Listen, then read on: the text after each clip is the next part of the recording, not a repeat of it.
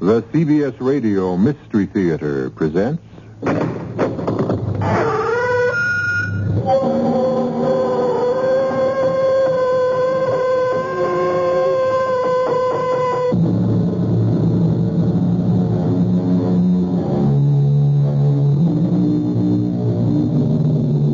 Come in.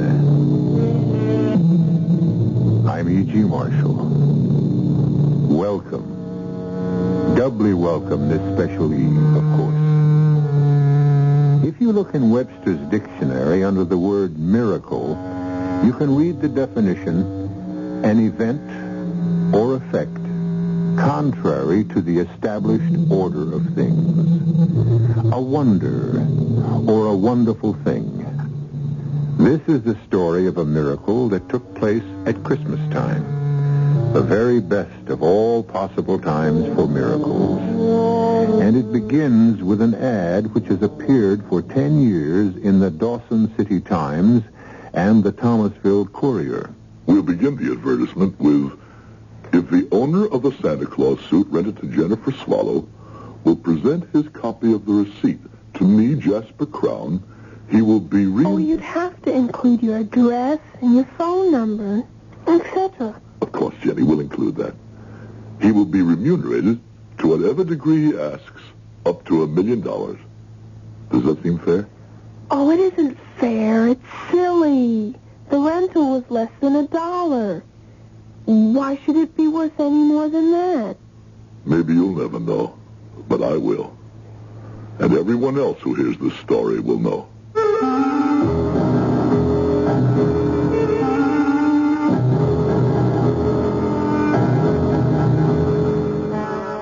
Our mystery drama, A Very Private Miracle, was written especially for the Mystery Theater by Ian Martin and stars Howard DaSilva. It is sponsored in part by Buick Motor Division and Anheuser-Busch Incorporated, Brewers of Budweiser. I'll be back shortly with Act One.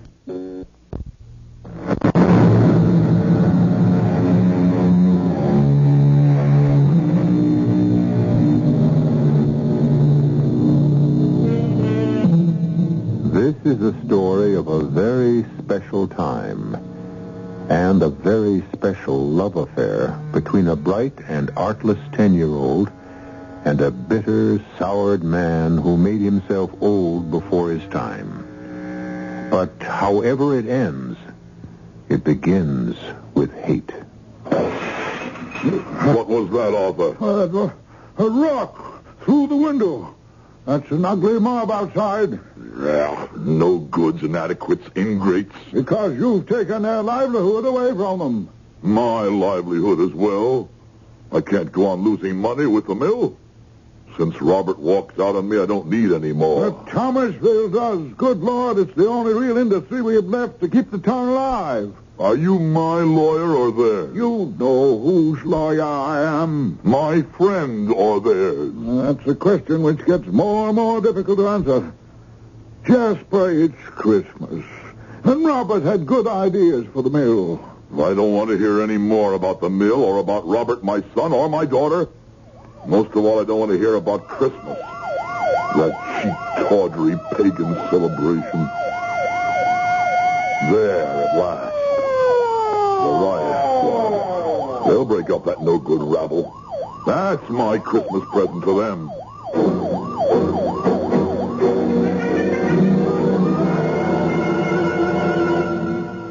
Finally, the police have dispersed them. Cowards all. A mob has no courage. Well, what are you going to do about the window? Close the room off. Heaven knows there are enough other rooms for me to wander through alone since I've been deserted by my family. Well, that's scarcely fair to Emily. Emily? Did I once really have a wife? Was there some warmth in this house? While my sister lived. Well, she's dead. Too many years ago for me to want to count. There's no one left but my housekeeper and me. At least Mrs. Murchison hasn't deserted me, as you want to. Go then, Arthur, go. It's safe now. The papers are all signed. I won't execute these till after the holiday. The day after Christmas. The day after Christmas is Sunday, so I can't do anything till Monday. Very well, but the execution is signed, sealed, and delivered. When I sell the mill, I'll be not a millionaire, but a multi-millionaire. Or do you mean that crowd of hicks the police just chased away? You think I'm frightened of them? Oh, I didn't mean physically, and I didn't mean concerned either. I mean terrified for your immortal soul. Oh, don't trouble. I'll let myself out. Oh, Mrs. Murchison, if I don't see you again before the great day, Merry Christmas. And a Merry Christmas to you, Mr. Daly. Who was on the phone, Mrs. Murchison? Oh, such good news for you, sir. It's little Mary herself. What did she want? Sure, she's still on the phone waiting to tell you herself. I have no wish to talk to my daughter. Ah, but when you hear her news... What news? She wanted to tell you herself. If she's leaving that damn foreigner and coming home alone, I'll talk to her. Otherwise, go and hang up. Without listening to what she has to say? There's only one thing I want to hear from her. An apology. Oh, you're not going to talk to Miss Mary? No. I wanted to save the news for her to give you. Oh, but now sure I have to say it myself. It's a baby she's going to have. She wanted you to know you're going to be a grandfather. Oh, some penniless foreigner. No, thank you. You can tell Mrs. Blumenthal it won't work. She's still as completely cut out of my will as her brother. When you hang up the phone, you can bring me a cup of tea. I'll be in the library. Oh, the good Lord favor me and put the words in my mouth. Mary, sweetheart, forgive me for being gone this long. Well, that's all right, Murch, honey. Is Dad there? Well, my Vernon, to tell you the truth, he's after having a little bit of a lie down, and, Well, it's all right. I know what he's lying down on. Any reconciliation with me. I thought maybe the time of year and the baby... Did you tell him about the baby? Well, I didn't want to. I wanted it to be your surprise, but... Okay. Forget it. I get the whole picture. Maybe I knew before I tried again. Now I know it's hopeless. Merry Christmas to you, Murch, love, anyway. And a Happy New Year. Oh, Mary, my darling. Oh, what's the use? How long can you fight? If he just wasn't so stubborn. If only Mr. Crown could forget himself and accept someone else into his heart.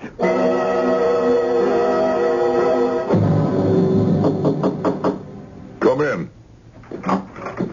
It's your tea, Mr. Crown? Oh, thanks. Just put it on the table. Yes, sir. Well, was there something else? Yes, Mr. Crown. This next Christmas would be my 25th that I've served your family. Oh, in heaven's name, spare me the Christmas spirit. It's choking me. Well, it's choking some of the rest of us, too, Mr. Crown.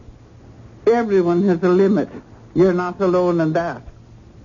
I've just been talking to Mary, and I've lived through a long, difficult time in your family.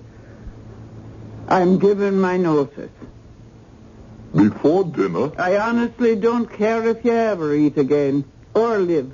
I just have time to catch the next bus. I'll send someone else to clear out everything that's left of mine in this house. I want no part of it, or you, ever again.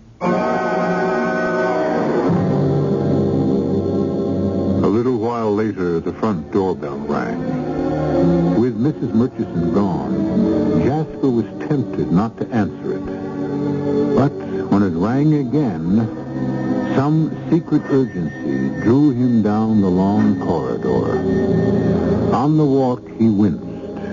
His elbow pained him, and the arthritis in his right leg jumped and sent shivers. Every ache and pain he had ever known seemed to assail him, till the magic moment he opened the door and saw, standing on the stoop, her freckles burning bright in her snow-white face, her pigtails stiff in the icy wind, Jennifer. And even though he didn't realize it, magic was upon him. Yes? Who are you? Jennifer Swallow. What are you doing on my doorstep? If you please, Mr. Crown, I'm freezing to death. Oh, you came here of your own free will? What do you want? I have a business proposition to put to you. Not interested. How do you know if you haven't heard it yet? Don't be rude. You're talking to your elders. Excuse me, I didn't mean to be rude. I'm just anxious. Anxious about what? My proposition. What I want to talk to you about. All right, what is it? I'm too cold to tell you here. My father says that no gentleman keeps a lady waiting. You're no lady, you're just a child. And you're no gentleman. You're what? You're a kind man who's going to offer me shelter. Very well, before we both freeze to death. Come in. Thank you. You shouldn't have let me in, you know. But you was. Get in. My father says you should never let a salesman get his foot in the door. Are you a salesman? Oh, no. It's just an expression, you see. In a manner of speaking, so to speak. What is it you want, young lady? My name's Jennifer. Jennifer? I'm not interested in names. All I want to know is what your business is here. Shouldn't we go into the parlor? No. You're kind of old. I thought you might want to sit down. Well, maybe I'd better. It would be much cozier. Very well, then. Follow me. Even though it is quite cold, it's very nice weather for this time of year. What? I'm just making conversation. My father says... I don't believe it. Believe what? I don't believe your father ever gets a word in edgewise with you around. All right. It's warm in here in the library. There's a fire. You can sit over there on the other side of the fireplace. Thank you. So many books. A lot of knowledge in the world if you young folks would take time to pick up some of it. Now, Miss Jennifer, just what is it you want? Well, it's at the church, you see. Nobody is working this year on account of you closed the factory down. You blame me for that? Oh, no. I mean, that's your business, of course. But it meant somebody had to do something special. About Christmas, I mean. I might have known it. Sending a child here to blink her innocent eyes at me. Who put you up to this? Who sent you here to ask for money? No one. I just want to... Don't lie. For a moment, you almost fooled me, young lady. But I might have known there was something behind this. There is, isn't there? Well... What is it? Present for the church? Oh, no. I already won those. From Win the Booty. You what? I said I already got those. From Win the Booty. You know. No, I don't know. What is Win the Booty? It's on television. Don't you watch it? I don't have a television set. Oh, it's fun. The man asks you questions, you see, and then you have to answer them. And that's what you did? Of course. Why are you so surprised? I'm just amazed that you didn't ask him most of the questions. So you won some prizes, eh? Oh, scrumptious ones. So you see, we don't need you for that. You don't say. Well, what do you need me for? Well, see, the presents are to be handed out tomorrow night at Christmas Eve. And we have no Santa Claus to do it. I wanted you for that. Of course. Because I'm rich and you thought that I might bring some extra presents. That wasn't it at all. Somebody else had an idea you should come here and ask me? No, sir. This was my own idea. Really? Just what's the matter with the guy who knows all the answers? Who? Your all-wise father. Oh, he isn't here this year. What's keeping him so busy? A first-class son of a gun.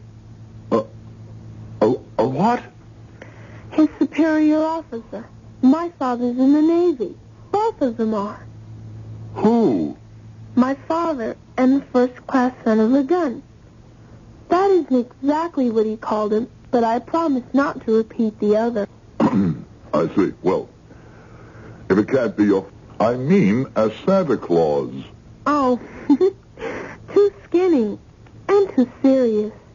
He never understands a joke. He's really an old stick. But what on earth would make you think of me, child? You don't just want me to be Santa Claus. You have an ulterior motive. What's an ulterior motive? You want me to do something else, don't you? Oh, that. Of course. You admit it. Oh, sure. We don't have a budget for the Santa Claus suit. So I thought if you'd be him, you could afford to rent it. Where are you going? I'm opening the door for you to leave, Jezebel. My name isn't Jezebel. That's a matter of opinion. Just keep heading for the front door. Then you won't be Santa Claus? I'm afraid I'm not the type. You could be just perfect if you'd let yourself go. I wish I could believe that. Oh, couldn't you? Only one way I could. Well, how's that? You get me the Santa Claus suit, and if you still want me, I'll be your Santa Claus. Honest to Pete? Honest to Pete. Well, I'll try. But it's going to take a miracle if I do. You know, I wouldn't put it past you.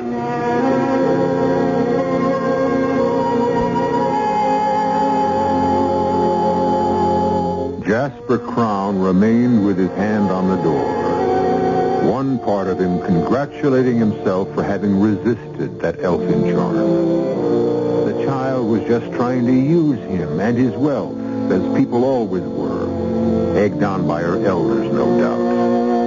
But another part of him, lonely and forgotten and rusty with disuse, cried out for her return, for a miracle. I'll return shortly with Act 2.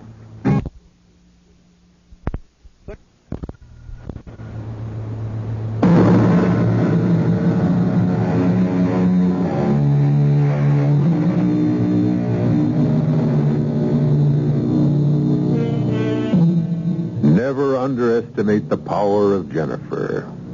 That night, Jennifer broke open her piggy bank and counted her capital.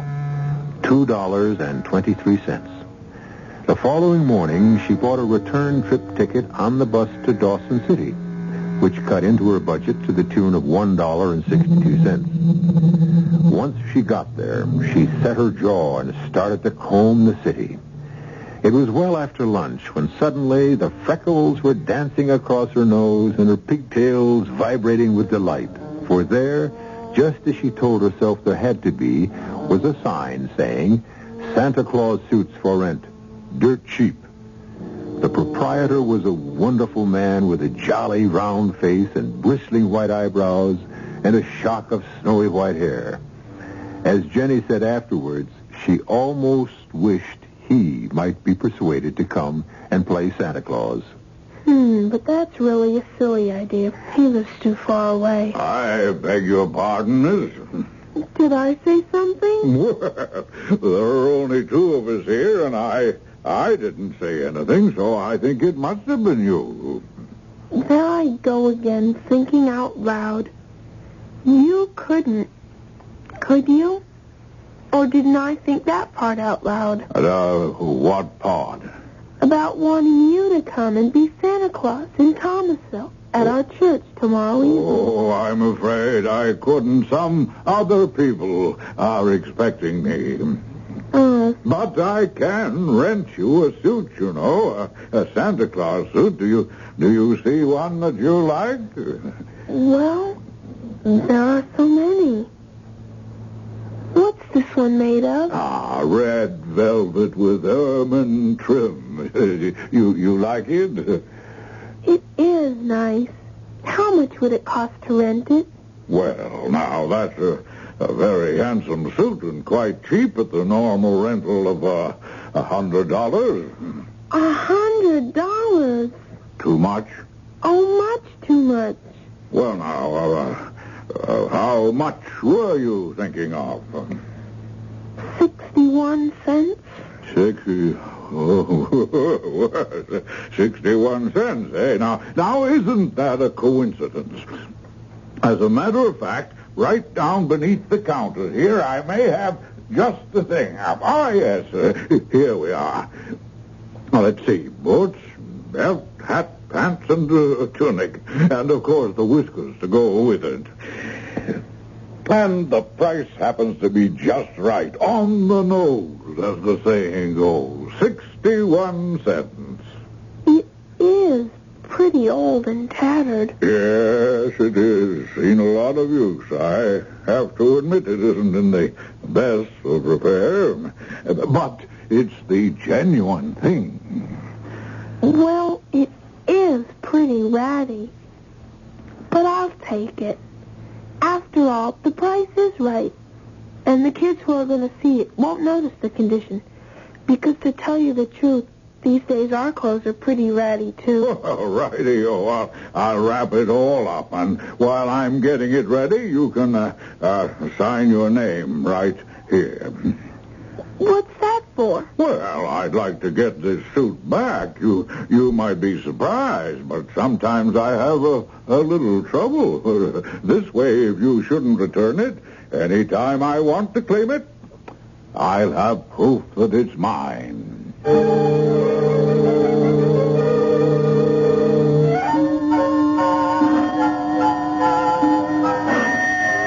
Oh, now why doesn't Mrs. Murchison answer that bell? Oh, of course I forgot. She's gone. Well, rotten tarnation. I have to answer it myself, I suppose. I'm coming, damn it, I'm coming. Oh. Well, you don't have to pull it out of its socket. Please, it's so cold. I'm freezing. Oh, it's you again, is it? Well, what is it this time? Look, I got it. Got what? The Santa Claus suit. I thought you'd be happy. Why should I be happy? Because you said. You promised. You're not going to Welsh out. Aren't you even going to invite me in? So you tricked me into a promise I should never have given. I didn't either trick you. Oh, no? Well, we'll see. Well, what are you standing out there for, child? Want us both to freeze to death in this drafty hall? Go on to the living room. I've had the window fixed. Yes, sir, Mr. Crown. Well, in you go. There's a fire here, and it's warmer. It certainly is that. Thank you. So you got the suit, huh? Yes, sir. How? That's my business. Didn't take you long to maneuver it once you found out I wouldn't fork out for it, huh? That's right, Mr. Crown. Well, sit down. Thank you. That all? Excuse me? I mean, can't catch your tongue, huh? You certainly had enough to say yesterday. Why so silent now? I'm disappointed. Why? Because you're not happy, too. About the suit, I mean. Why should I be? I don't know, Mr. Crown. But I was just sure you would be. Well, you're wrong. I'm not. I made a bargain, and I'll stick to it. You don't have to. If you don't. I won't hold you to it. I mean, an unhappy Santa Claus wouldn't be much good. Do you want to? Want to what? Be unhappy? No, to get out of it. I don't even know if I can get into it yet. Close your mouth. You look silly with it open. Oh, come on. The suit, I mean. The suit. Come on, let's see it. I can't open it. I mean, it is a very difficult knot. Oh, give me that stupid parcel. Stop fiddling. Can't spend all night on this. Oh, good Lord. In what ragtag did you find this flea-bitten outfit, huh? Huh? I didn't either find it. I rented it. Rented it? And just what did you pay for this threadbare collection of junk? It cost 61 cents. How much? More, when you count my bus fare from here to Dawson City. $1.62 plus 61 cents. $2.23. My whole capital. And just where did you get $2.23? It was my tree money for Christmas, but I'd rather have a Santa Claus than a tree. So I broke my piggy bank, and I hate you. Oh, stop it. Oh, stop. All right, I'll be your Santa Claus. Oh, I'll even try the suit on now if you like. Well, if you still want me, that is. And I'll be a pretty gruff Santa Claus, but... Oh, shall I try the damn thing on? Yes, please. After all, I spent the money. And something is better than nothing, isn't it? Honesty, Jasper. The startling white honesty of a child. It's what you've been looking for, grasping for. Something to believe in again. And yet, too late. Too late.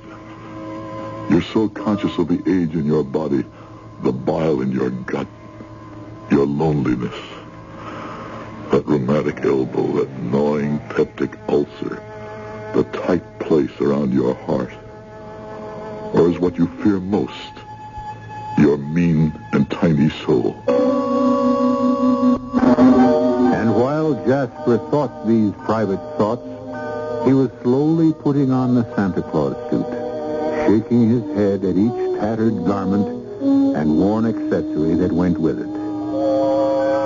But as he put each piece on, watching through Jenny's eyes, each separate piece seemed to shine suddenly as luxuriously rich and sumptuous as the velvet and ermine suit she had first seen. And the whiskers were pure white and thick and curly, and the boots were like the most expensive Moroccan leather.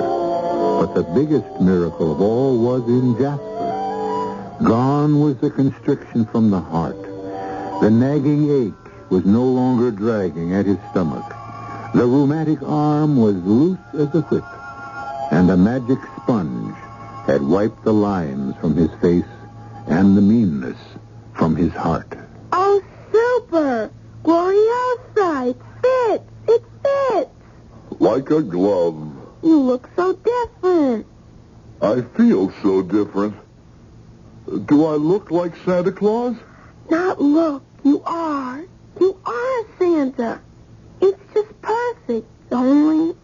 Only what? Do you think you could, you know, just a little, even smile? Not only could I smile, I even think I could laugh again. Oh, try, Mr. Crown, try. You could call me Jasper, Jennifer. And you can call me Jenny, Jasper. Hello, Jenny Jasper. Oh,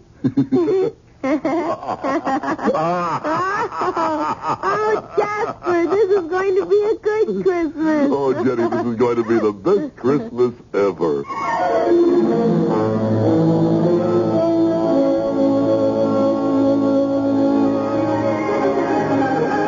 Now, Mrs. Templeton, now do you think? Yes. I was just coming to tell you, my dear child, that my husband said we are just about to commence. Mr. Crown all dressed and ready. The Reverend isn't teed off, is he? Teed off? I mean, his feathers aren't ruffled. The Reverend is a saint, my dear. A perfect saint. Why on earth should he be angry? Well, Grandmother said he always played Santa Claus. And if someone else wanted to be it, he'd be mad as a wet hen. And I said, why is a wet hen mad? And she said, because its feathers get ruffled. Your grandmother, I should say your family in general, Jenny, doesn't quite understand a man of God. The minister, my beloved George, is only too happy to welcome back a sinner and a backslider like Mr. Crown. He would sacrifice any of his little pleasures for that. Which reminds me. Yes, ma'am? For some reason or other, Mr. Crown says he has to see you before he comes in. Oh, dear, I hope nothing's gone wrong. Because if Jasper's feathers are ruffled, this whole party could lay an egg.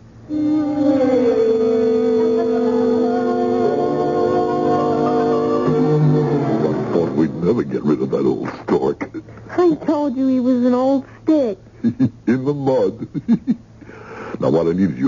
to know if I look all right.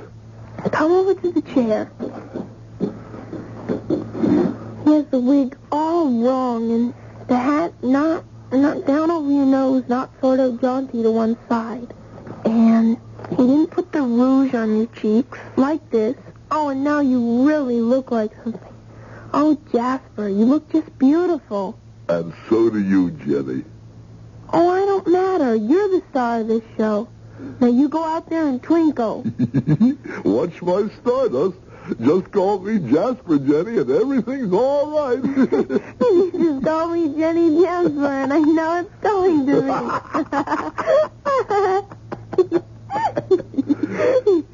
Here he comes, everybody, all the way from North Pole. Merry Christmas, everyone. Merry Christmas.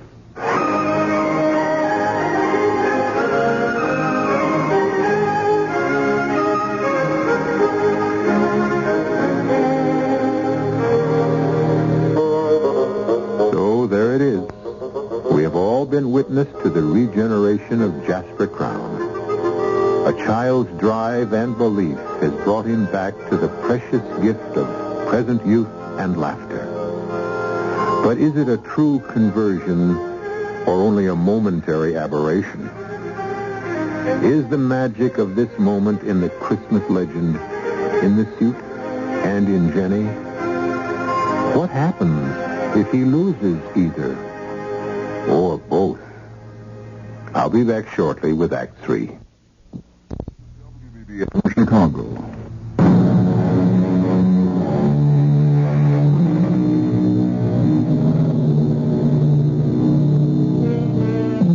The church party was an exceptionally long one that year. And before it was over, Jasper Crown had indeed become Santa's alter ego. Many other gifts beyond those Jenny collected on Win the Booty were distributed. All of them from Jasper's generous purse. $50,000 to the church itself. Another $50,000 to the community chest. And many smaller but not less welcome gifts. Then, with the party over, Jasper, after a long last hug with Jenny before she went home, returned to his own house.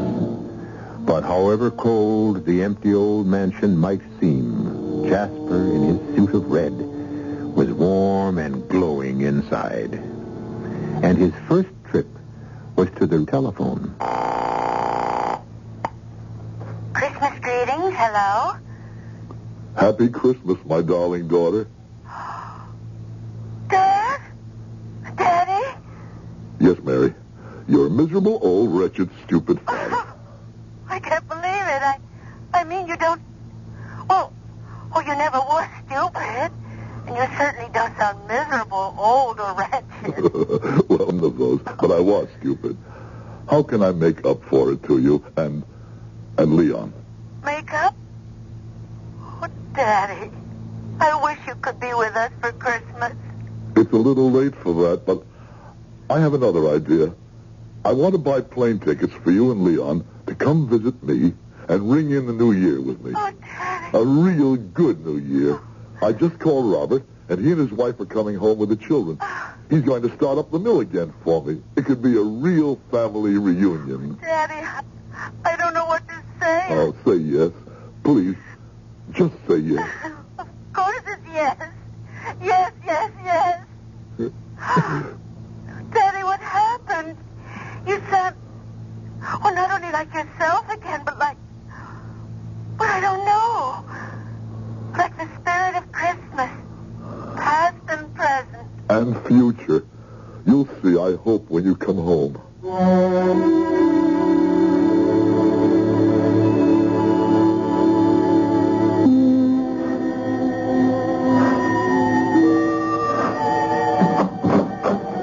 Mrs. Murchison, come in.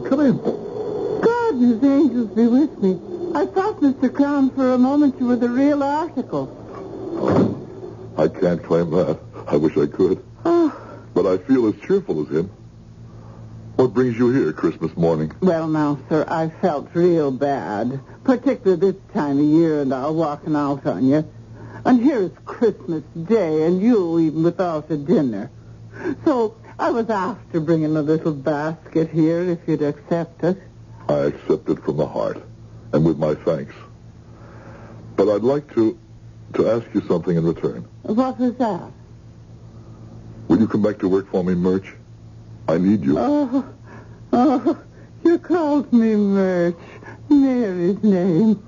She's coming home with her husband and her child-to-be for New Year's, and Robert and his family. Oh. They're moving back to open up the mill.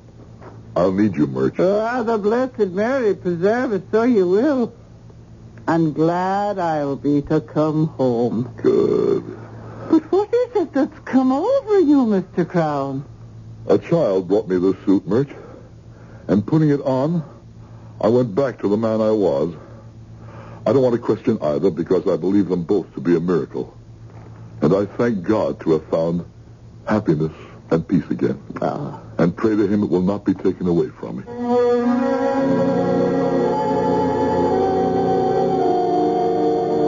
But every silver lining has a cloud, every sky a rift. The worm nestles even in the heart of a rose. Jasper could not buy his happiness this fast, if ever, again. As she has been his angel, Jenny now becomes his nemesis.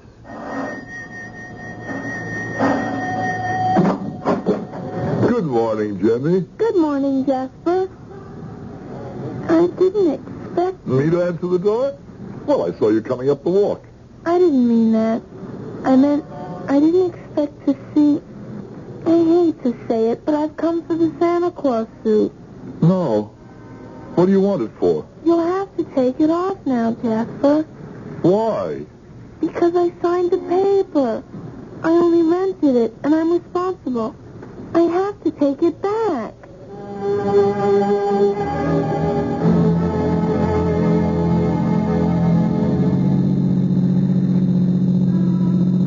It's funny to see you out of the Santa Claus suit again, Jasper. Oh, Jenny, I feel naked.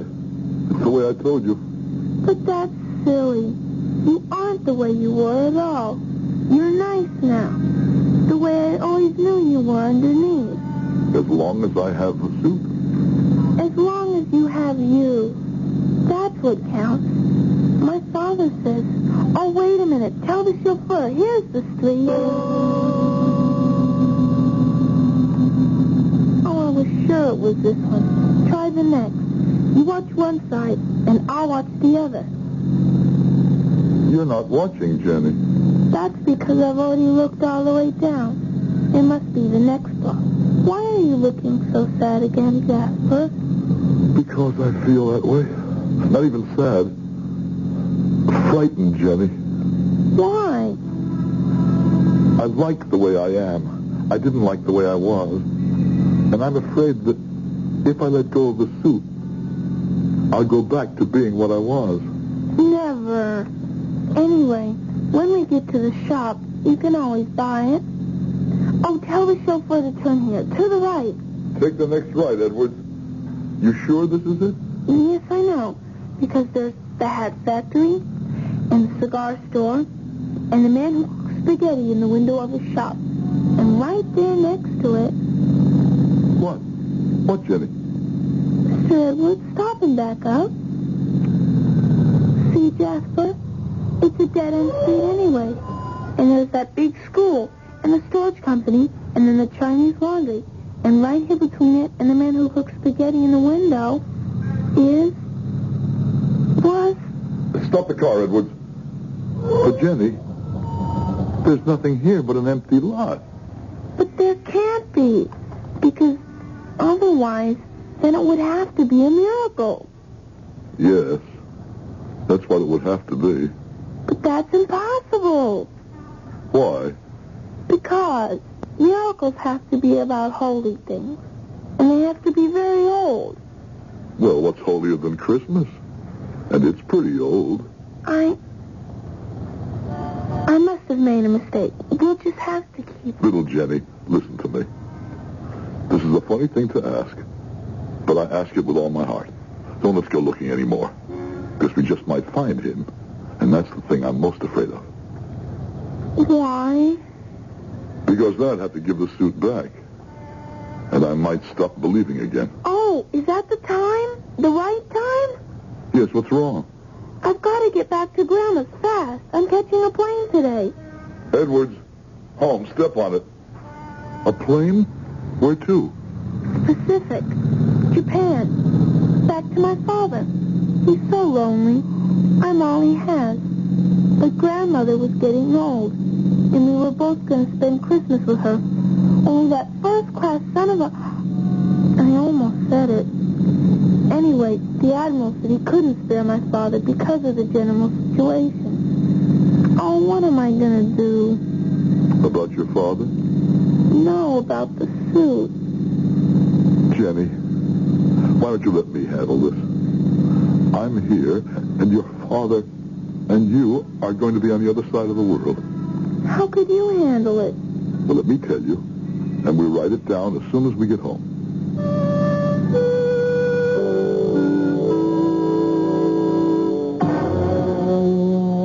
Now, here's the advertisement, Jenny. I'll read it.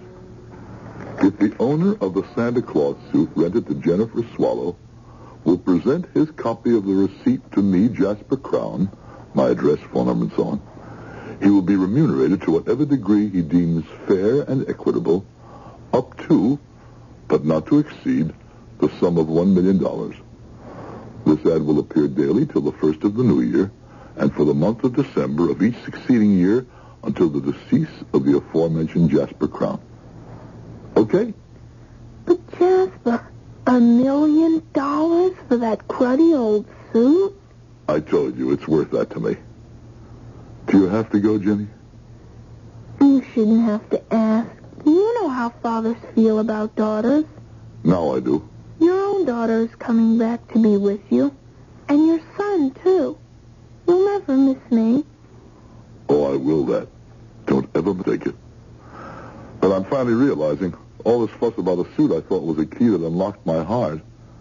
And it wasn't the suit at all. It was you. I hate goodbyes. They're always sad. Why can't they be laughing goodbyes? Couldn't you laugh? Just a little? You said that to me once before, remember? And you laughed. I don't think anything could make me laugh now. I bet I could. Try it, Mr. Crown. Try what? That's not what you're supposed to say. What am I supposed to say? You're supposed to say, you can call me. Jasper, Jenny. And you can call me Jenny, Jasper. Hello, Jenny Jasper. Hello, Jasper, Jenny. Oh, Jasper, it's been such a good Christmas. The best ever.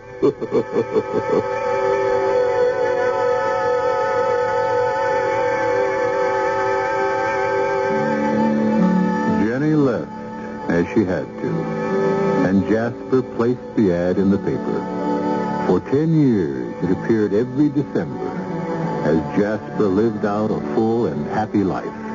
His family, grandchildren, and his mill workers filling every Christmas for him. Until early this December, when he died, peacefully and quietly in his sleep, grateful and joyful to go join his beloved wife.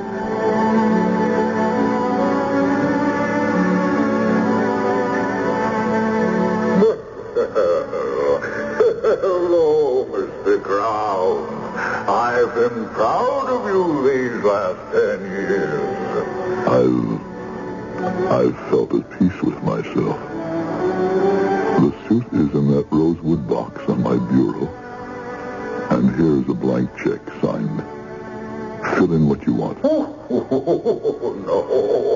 This is paid in full. I've more than had my rental. But I will take the suit back because it is Christmas again. And who knows? It may be very useful to someone else, eh? Now, excuse me, it's a busy season for me. Now, Dasher, now, Dancer, now, Prancer and Vixen. Did you hear him, Jasper? I did.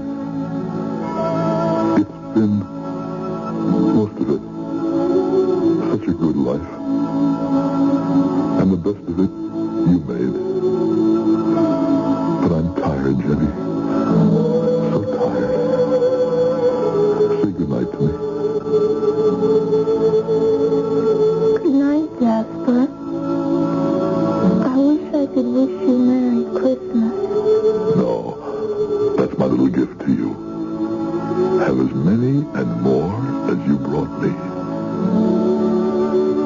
I love you, Jasper. That's what Christmas is all about. Good night, my extra special Santa.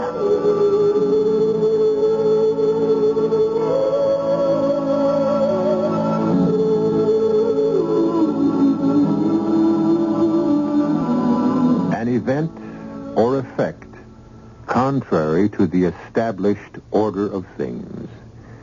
A wonder or a wonderful thing. Webster's definition of a miracle. I'll be back shortly.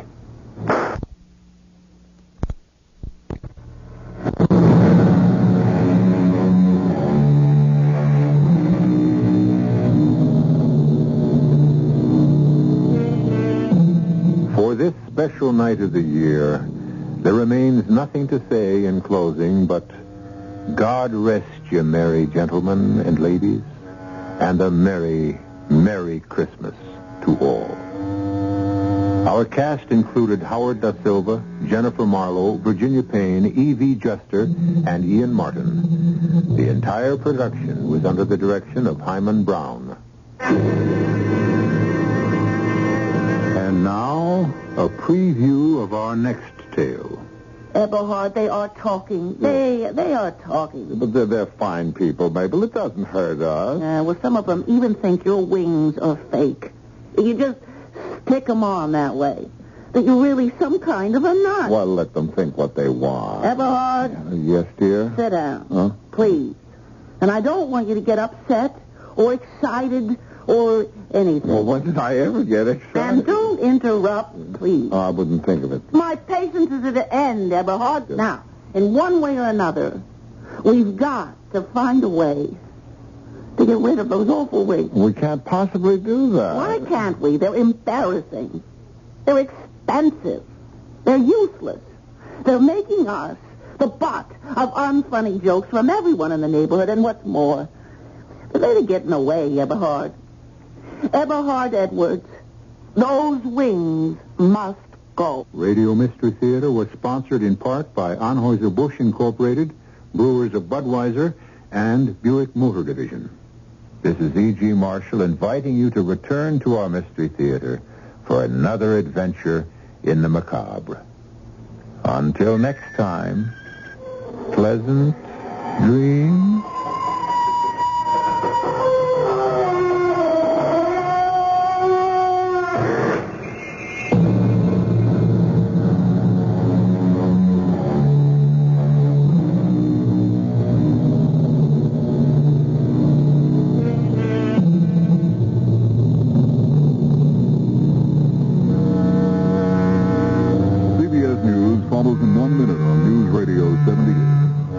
Did you know that more...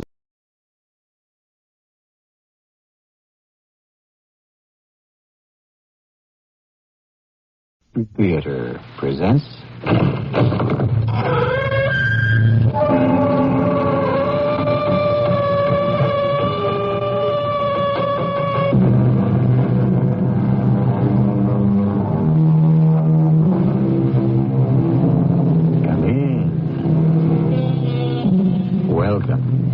I'm E.G. Marshall. This is a very special occasion for me. I'm to be a little more than your host. This time, I will not only be introducing the story, but telling it to you, acting it out. The Mystery Theater's special Christmas story this year, Charles Dickens' immortal classic, A Christmas Carol, with Guess Who as Scrooge. Bah, humbug.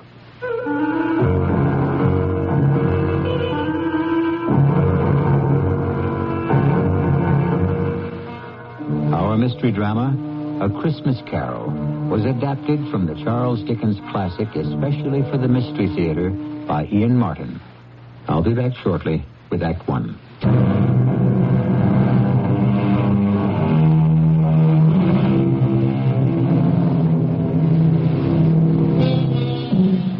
Charles Dickens' A Christmas Carol begins like this.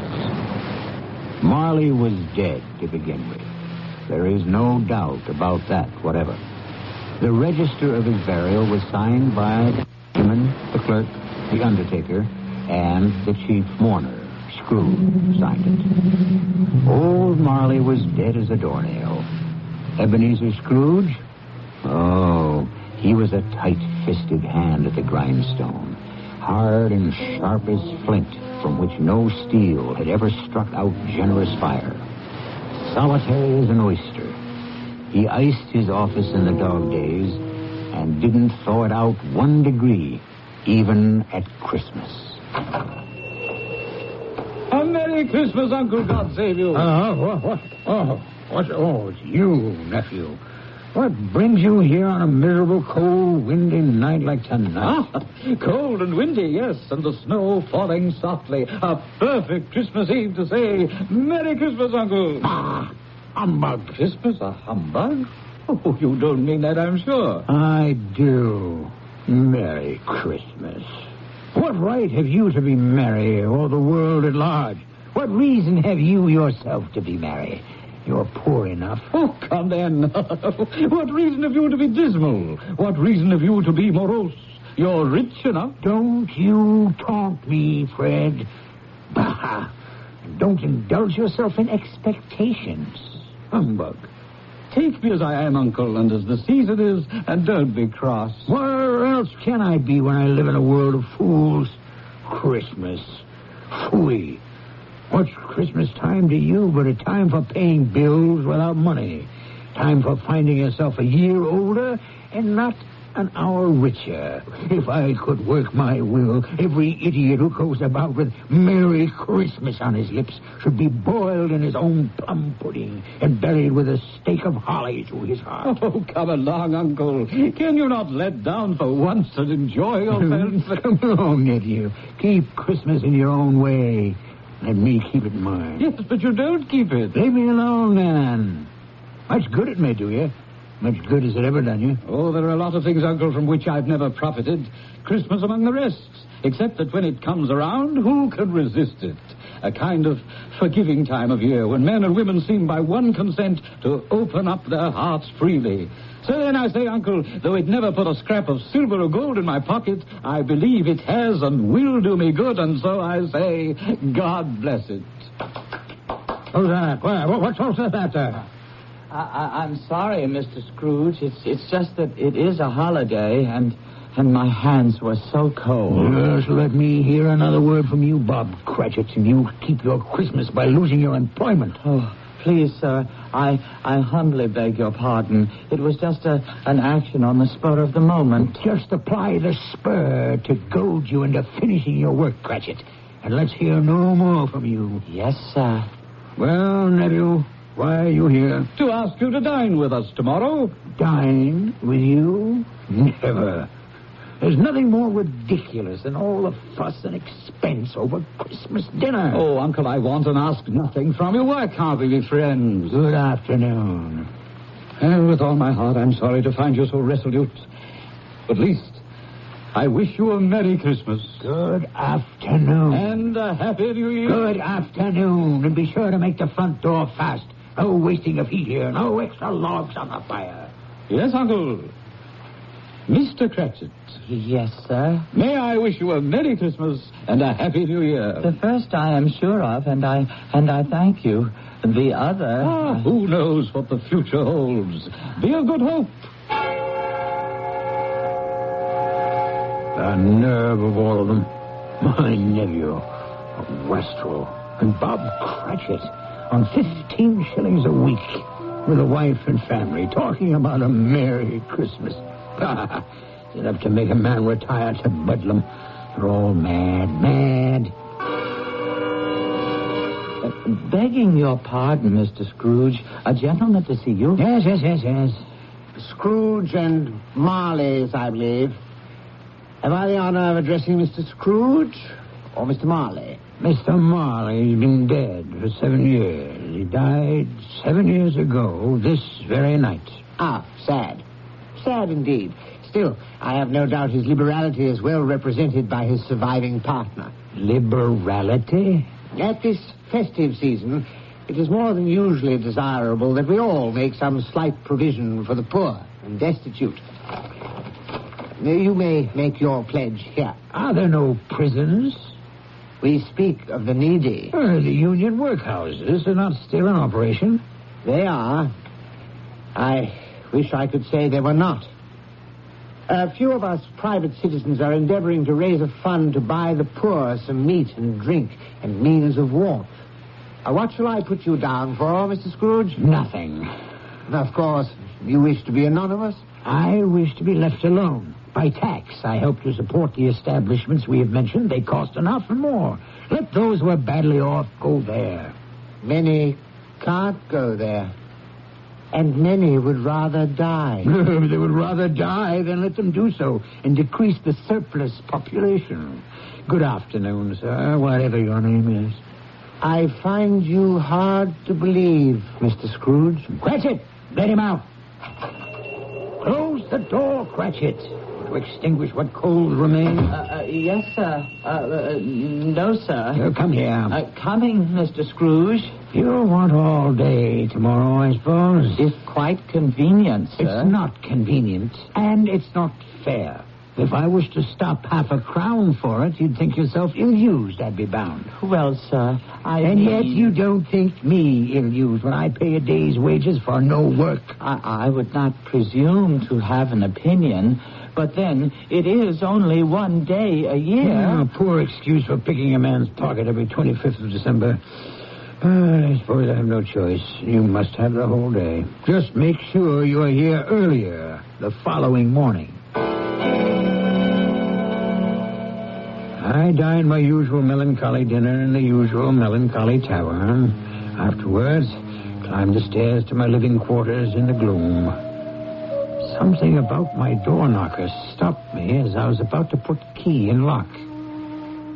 For one strange moment, it looked like Marley. Ghostly spectacles turned up on its ghostly forehead. To say that I was not startled would not be strictly true. And even after I was entered and locked in and my candle lit, I did pause irresolutely before I dismissed it with humbug. Humbug. Still, I was uneasy. Trimming my candle, I walked through all my rooms to make sure all was well. Sitting room, bedroom, lumber room, all as it should be. Small fire in the grate, spoon and basin ready, little saucepan of gruel, since I had a cold. What's that? The front door. The side door. The bell by my bed. The one on the mantel and on the sideboard. What do they herald? Who rings them? The cellar door. And that noise. What? I won't believe it. It's humbug still. Grim Spectre, what do you want with me? Much. Who are you? Ask me who I was. Who were you then? In life, I was your partner, Jacob Marley. You don't believe in me? I don't. Why do you doubt your senses? Because a little thing affects them. A slight disorder of the stomach makes them cheats. You may be a bit of undigested beef, a blot of mustard, a crumb of cheese, a fragment of underdone potato. There's more of gravy about you than the grave, wherever you are. Humbug, I tell you, humbug. Unbeliever! So, I unwrapped the bandages from about my head to reveal the rotting flesh, the jaw fallen slackly to my breast, the muscles eaten long since by worms. Now, do you believe me for who and what I am? Yes, oh, mercy, dread apparition. Why do you trouble me? I must. But why are you fettered and bound in chains? I wear the chain I forged in life. I made it, link by link. I girded it on of my own free will. Is its pattern so strange to you? Or would you learn the weight and length of the coil you wear yourself? It was full and as heavy and as long as mine these 7 Christmas Eves ago. And you have labored on it since. My once partner in life, what a ponderous chain you have built to drag you down in death. No, Jacob. Oh, Jacob Marley, speak some comfort to me. I have none to give. I cannot stay. I cannot linger anywhere. My spirit never walked beyond our counting house in life. So, in death, weary journeys lie before me. 7 years dead and traveling all the time? No rest, no peace, the incessant torture of remorse. I am here tonight, Ebenezer, to warn you that you have yet a hope of escaping my fate. Oh, you were always a good friend, Sankey. You will be haunted by 3 spirits. That is the hope you mentioned? It is. I think I'd rather not. Without their visits, you have no hope but to shun the path I tread. Expect the first tomorrow, when the bell tolls 1. But couldn't I take them all at once and have it over? Expect the second on the next night at the same hour. The third, when the last stroke of 12 has ceased to vibrate on your mantle clock. And for your own sake, remember what has passed between us. Passed between us. Jacob, do not leave me yet. But he was gone, as if he had never been. And yet, he had been. And Ebenezer Scrooge would never be the same man again. He fell asleep without undressing upon the instant. A sleep that was destined to be disturbed, as I shall relate when I return with Act 2.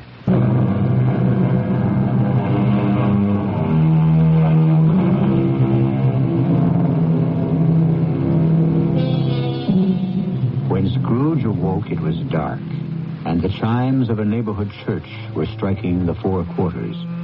To his amazement, they were followed by 12 strokes of the bell. 12?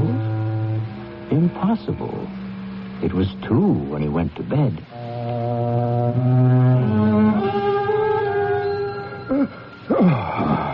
Why, it isn't possible I could have slept through a whole day and far into another night. As I lay, I suddenly remembered that Marley had said a ghost would visit me at 1. Who are you? I am the ghost of Christmas past. Long past? Your past. Don't you recognize me? A strange figure, almost like a child. The outlines dimly seen. It wore a tunic of purest white and a branch of fresh green holly in its hand, in singular contradiction to the dress, which was trimmed with summer flowers. But strangest of all, above its crown sprang a bright, clear jet of light, which illuminated the darkest corner, but obscured the face.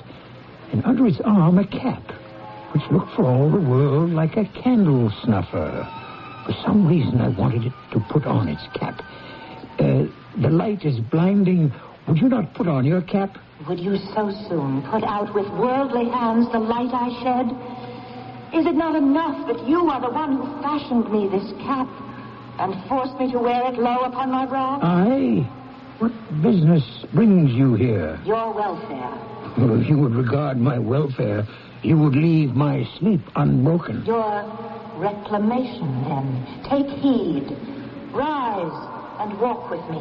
I cannot resist your command, but I am an old man, lightly clad and nursing a cold to boot. Do not deny me. Come. Follow me. All of a sudden, I was flying, floating on air. The night had vanished, as the city below me, and I was looking down on the country in the clear, cold light of day, with snow dusting the ground. Good heavens! I was bred in this place. I was a boy here. Your lip is trembling. What is that upon your cheek? Nothing. Nothing. The wind makes my eyes water. Lead me where you will. Do you not remember the way? Remember it. I could walk it blindfold. Strange to have forgotten it so many years. Let us set our feet on the road. I will not tell you most of where we wandered as time stood still or raced ahead at a whim. The school where I was a child. The house I grew up in, an orphan. A terrible rush of tears remembering another outcast, a foreigner, an alien who in our mutual loneliness had once befriended me. Poor Ali Baba. It's too late now. What is too late? Nothing. There was a boy singing a Christmas carol at my door last night. I should like to have given him something, that's all. What might have been. Let us see another Christmas.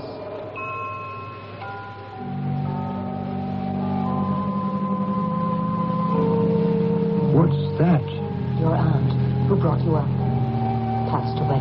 Oh, no. A delicate creature whom a breath might have withered. But she had a large heart. Amen to that. I will not gainsay it, Spirit. When she died, she had, I think, children. One child. True. Your nephew. Yes. We traveled further, scenes flashing by like slides in a magic lantern. Old Fezziwig in his Welsh wig, my first employer. His Christmas parties with a groaning table and everyone dancing with a light foot and heart to the festive music. His kind wife and the joy of working at a desk one wasn't nailed to. And then someone I had shut away so long ago. What is it, Scrooge? That girl. Whom you shall sit beside. No. Oh, yes. This shadow most of all. Don't you remember me? I told you the light blinds me. Then remember me as I was, before you put my light out. No tears, I beg you. None. If the idol who has replaced me can cheer and comfort you, I must not grieve. What idol? A golden one. Nothing but gain engrosses you. So, if I have grown wiser, I am not changed toward you. Our marriage contract was made when we were both poor. You are changed. When it was made, you were another man. I was a boy. Whatever you were, I freely offer you your release. Have I ever sought it? In words? Never. How, then? In a changed nature. In everything that made my love of any worth or value in your sight. And so I release you. With a full heart for the love of what once you were. May you be happy in the life you've chosen. Now I recognize you, spirits, and why you've come back to haunt me. Torture me no more. Some shadows still to see. No, I can bear it no longer. Haunt me no longer. The light you shine is too bright for my eyes to bear. Give me your cap so I may extinguish it, and you. In a puff of smoke, the figure was gone, and I had barely time to reel to my bed, exhausted from the long night's travels, where I fell into a heavy sleep.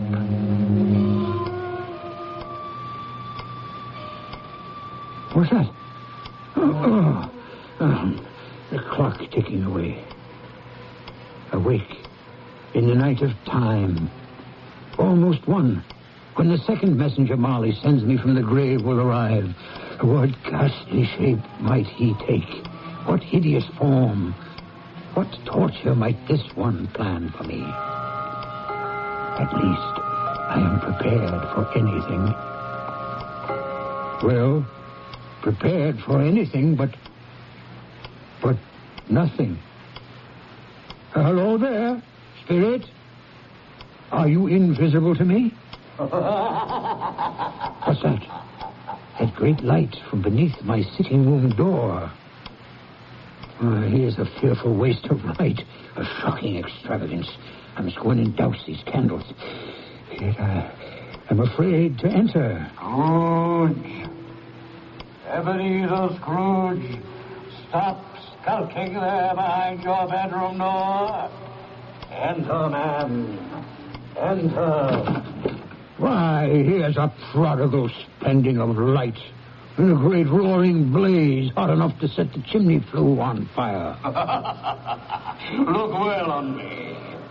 Have you never seen the like of me before? Never. It is time your eyes were opened to this and other things. Spirit, I will be no trouble. Conduct me where you will. I went forth last night on compulsion, and I learned a lesson which is working now. Tonight, if you have aught to teach me, let me profit by it. Hold fast to my robe.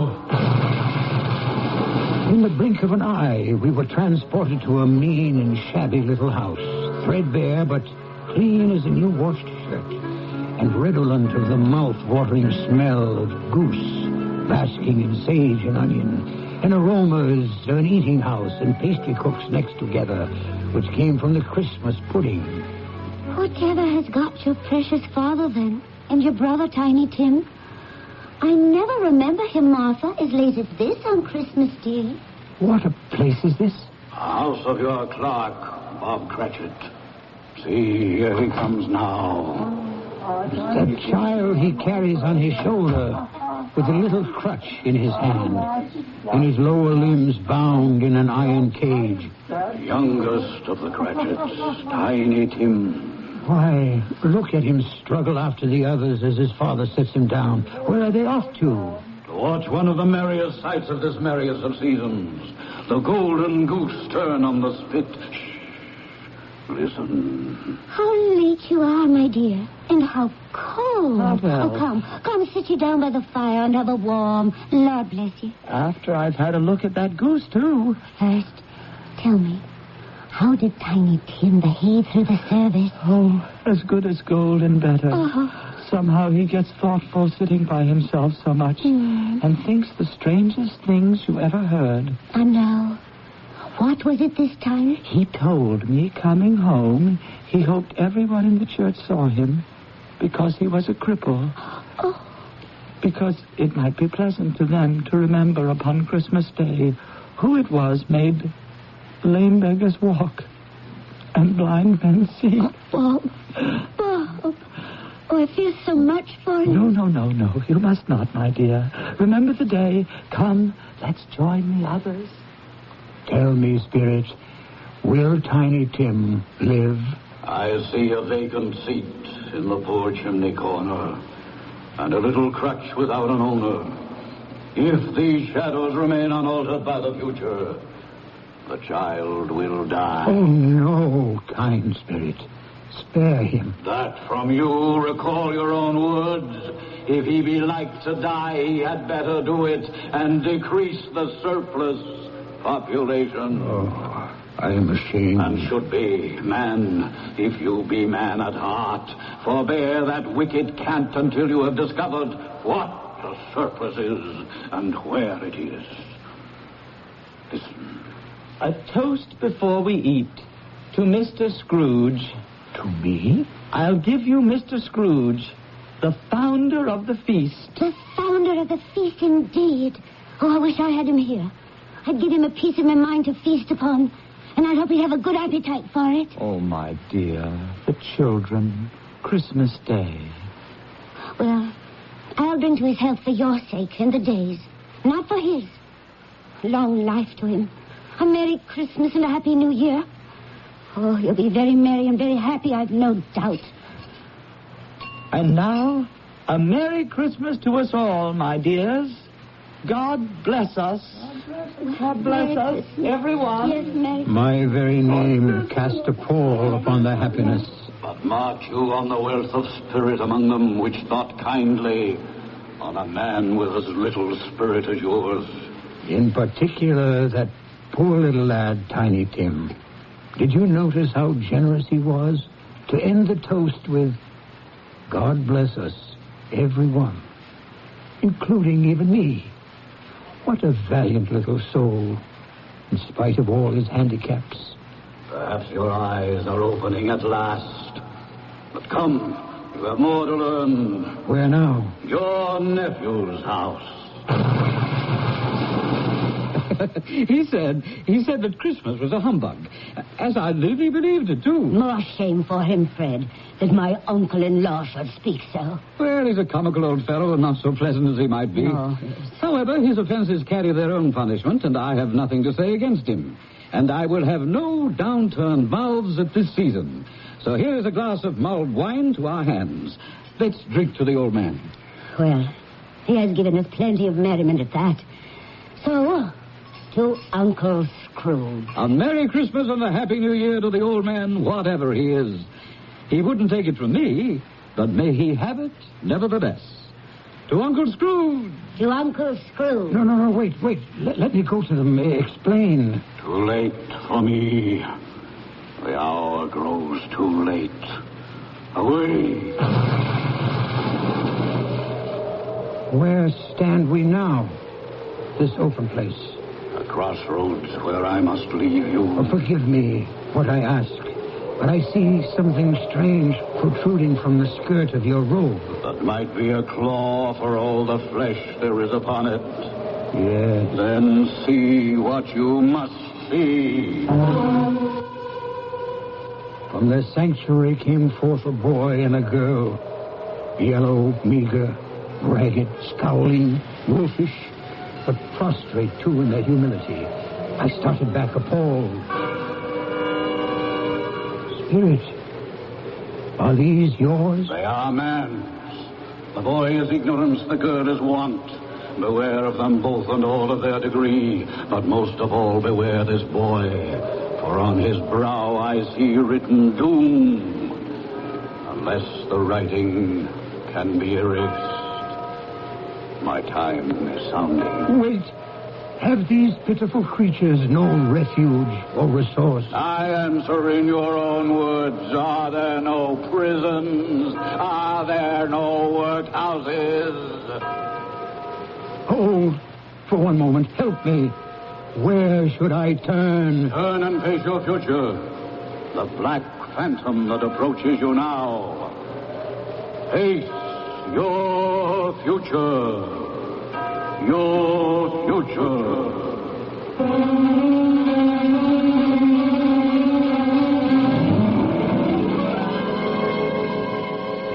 As the last stroke of the bell struck 12, Scrooge turned to face a dread figure, a solemn phantom, draped and hooded in blacks and deep grays, coming, creeping like the mist about it towards him. I'll return with Act 3 very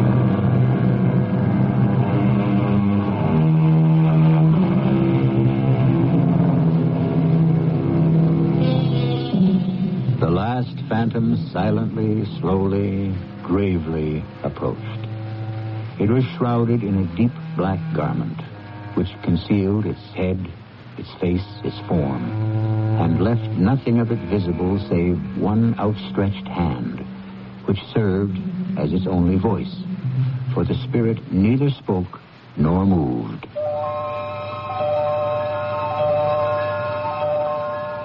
I am in the presence of the ghost of Christmas yet to come. You answer not, but point where we are to go. Lead on, spirit, and I will follow. A great black cloud gathered me and carried me willy-nilly to the streets. Its shroud, like the figure that stood by me, hung about me as I listened to two gentlemen talking in the street. So, Mr. Grimes, old Scratch has got his own at last. I have been so informed, Mr. Goodfellow. When did he die? Last night, I believe. What on earth could he have caught? I thought he'd never die. God knows. Why should I care? What has he done with his money? Heaven knows. Not left to charity, and certainly not to me. Left to his company, perhaps. Well, God knows he appears not to have had any sort of personal tie. By which token, it's like to be a very cheap funeral. For upon my life, I cannot think of anybody to go to it. How dismal and awful to dismiss another human being in such terms. Forgive me, dread ghost. I did not mean to diverge. You wish to reveal something to me? You have my full attention.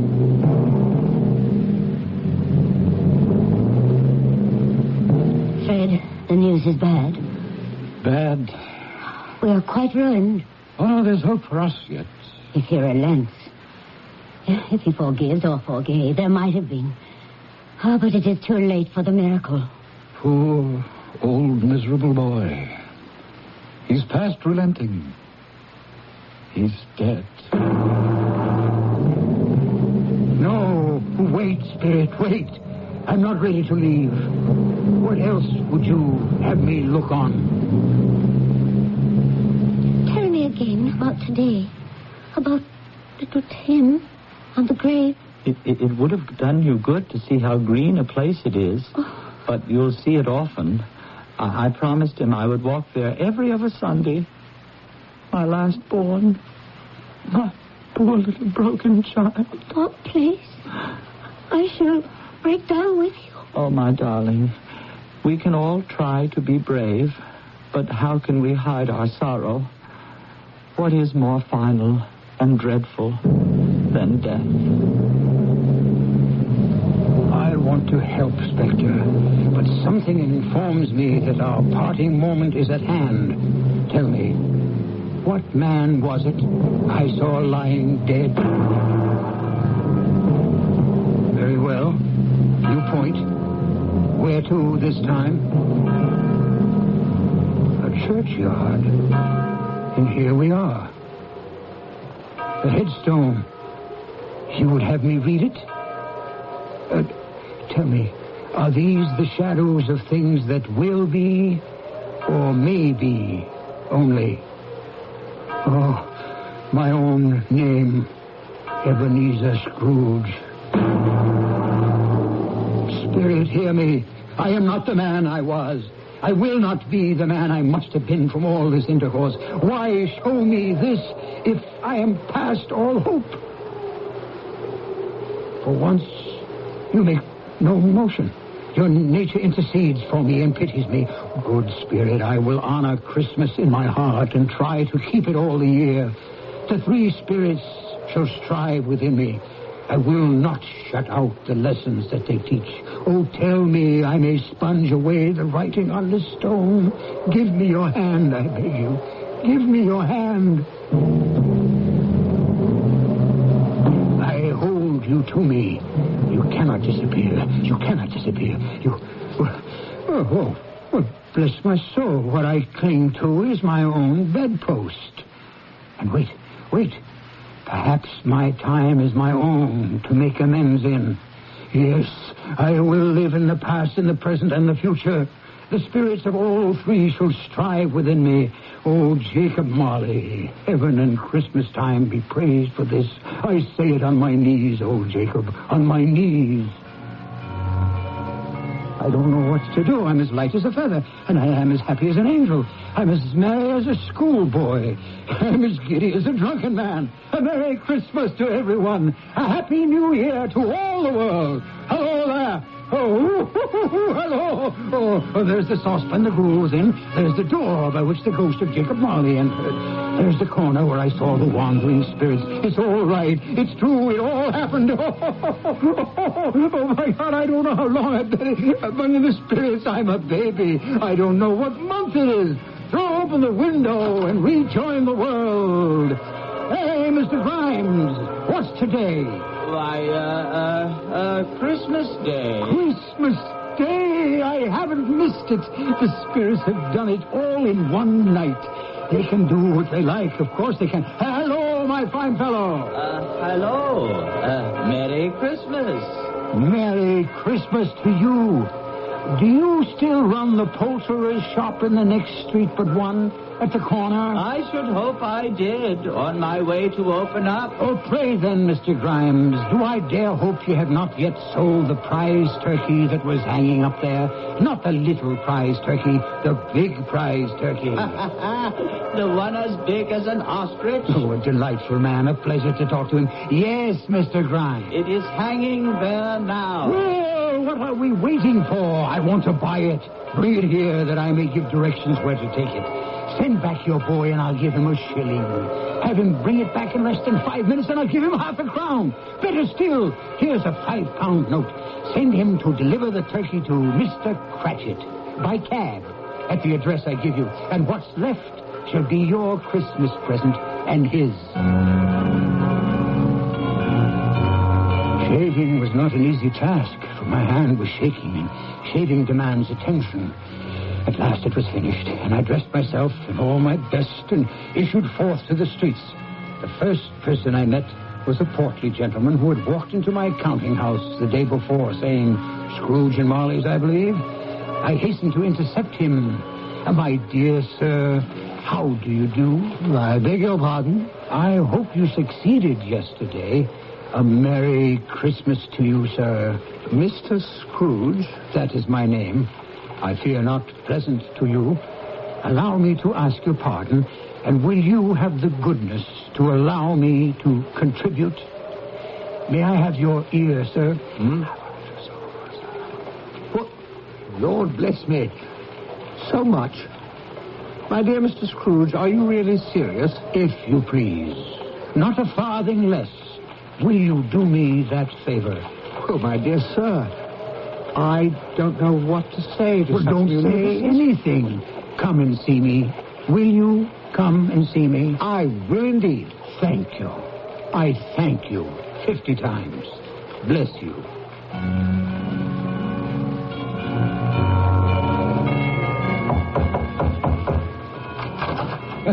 Merry Christmas. By all that's holy, is it you, Uncle? Me, Fred. You did ask me to dinner. Am I too late to take up the invitation? Too late? Will you let me in? Will I let you in? Why, here's the merriest turn a Christmas can take, darling wife. Here's Uncle Scrooge to share our Christmas. Isn't that a present for this day? You couldn't have brought Fred a better one. Welcome to our home, Uncle. For only the first of many times, I hope. It's a whole new year. Yes, and you may spend it all with us if you will. Only today, for I must be in the office as early as can be. No. Don't steal glances at each other. It isn't business on my mind, but recompense. And since at last I have learned to laugh, I want to have my first joke with the man I have perhaps wronged most all of these years. My faithful Bob Cratchit. A wonderful day. An evening with my nephew. A deep sleep that might have lasted for days, except that I was bound and determined to be earlier than my clerk at the counting house that Monday morning. I was as pleased as a child when I beat him there.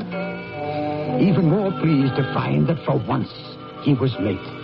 When the door opened and he came in, he was a full 18½ minutes behind his time. His hat and scarf were off before he opened the door. In terror of the man I had been, he was on his stool in a jiffy, writing his pen as if he were trying to overtake the lost minutes. Morning, Mr. Scrooge. Morning. A little late for that. What do you mean by coming here this time of day? I am very sorry, sir. I am behind time. You are? Yes, I think you are. Now, step this way, sir, if you please. It's only once a year, sir. It shall not be repeated. I was making rather merry yesterday, sir. Now, I'll tell you what, my friend. I'm not going to stand for this sort of thing any longer. And therefore, I feel myself forced to raise your salary. Huh? Why, Mr. Scrooge, sir, do you feel all right? Merry Christmas, Bob. A merrier Christmas than I have given you for many a year. Not only raise your salary, but discuss your affairs and endeavor to help your struggling family over a Christmas bowl of smoking bishop. So, make up the fires to lay hottest right out of the county house before you dot another I, Bob Cratchit. It's not only a new year, but a whole new world for both of us.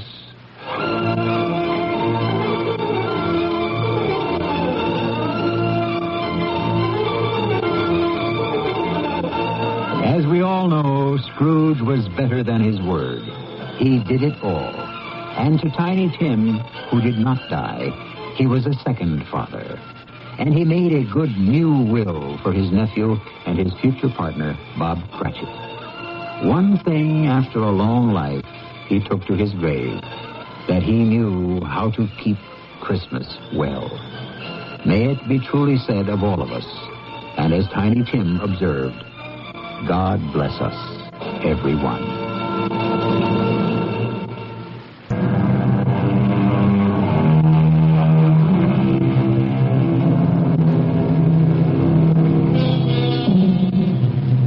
What more is there to say after Dickens' Christmas Carol, except the eternal message it brings, a Merry Christmas and a Happy New Year.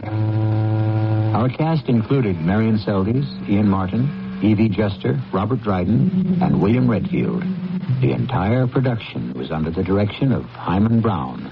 And now, a preview of our next tale. Hey, listen. Hear that?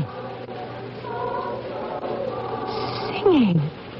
Of course, it's a carol concert. That's where everyone must be. Oh, come on, let's see if we can find them.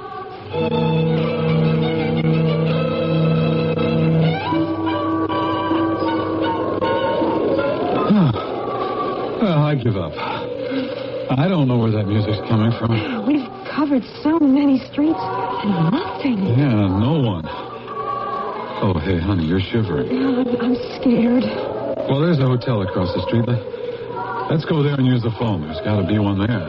This is a ghost town. Well, there's no use wandering about anymore.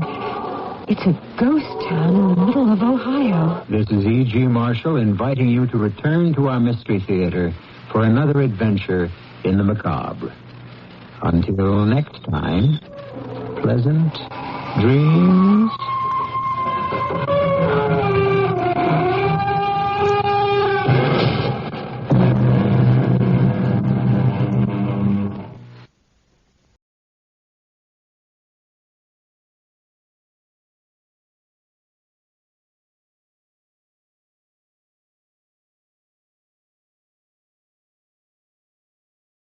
Oh, wait.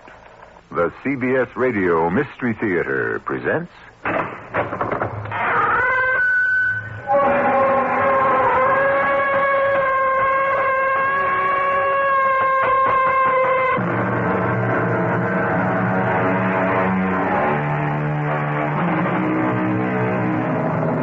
Come in.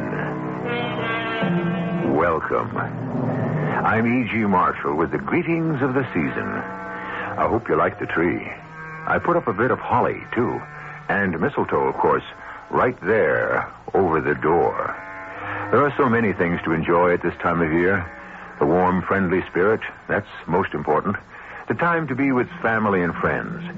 There'll be a lot of holiday traffic, too, as people make the rounds of visits or travelers are making their way back home. On a lonely road in Ohio, two such travelers are about to have the most harrowing experience of their lives. Snow's getting heavier, Skip. I wish you'd slow down. I hope we make it before dark. Oh, I sure don't want to get stranded in this junk. Oh, no.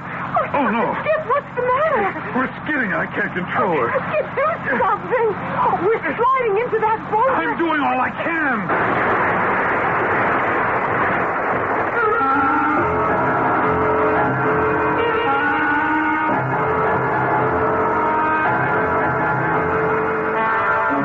Mystery drama, A Holiday Visit, was written especially for Radio Mystery Theater by Bob Juran and stars Lloyd Batista and Diana Crookwood.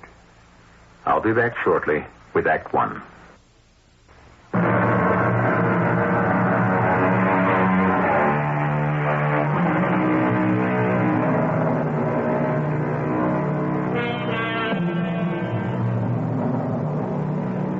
What are your plans for the Christmas holidays? Entertain friends or relatives? Going home to visit parents, perhaps? This is always get-together time. A time when people go home to the families they've left behind as they've made their own way in the world. Joan Bartram made her way from a small town in Ohio to New York, where she worked for a while as a secretary, and then married Skip Bartram, an oil company executive. She hadn't been back to her home in Ohio in 12 years, so it was a particular thrill for Joan when Skip came home one night and said, "How'd you like to go home for the holidays? See your folks." Oh, Skip, I'd love it. But can we afford it? Well, the company's sending me to Toledo for a new training program right after the holidays, so the trip is on them. Oh. We'll just leave a little early and be with your folks for Christmas. Oh, what a surprise. Oh, I'm going to call Mother this minute. You don't want to just drop in on them and make it a surprise? And have them fade away? No. I want to give them something to look forward to. Well, maybe you're right. Oh, it's been 12 years since I've been home, and you've never... Hello? Hello, Mother? Oh, Joan. How are you? Just fine, dear. Mother, are you sitting down? No. Why? Listen, Mother, get Dad over to the phone. I want him to hear my news. Henry, come here. Joan, are you pregnant? Oh, no, Mother. All right, dear. Your father's listening. I'm coming home for Christmas. Coming home? Yes, Skip has to be in Toledo after the holidays, so we're leaving early, in time to be with you for Christmas. That's the best news I've had all day. Joan, Your mother's doing her thing. She's starting to cry. Yes, so am I. I have to hang up now. I'll let you know when we'll arrive. Okay, darling. We'll be waiting. When can we leave? Well, I'd like to get away by Saturday. We'll have to drive. I'll need the car in Toledo. Let's see, we ought to get to Runyonville by, the 23rd.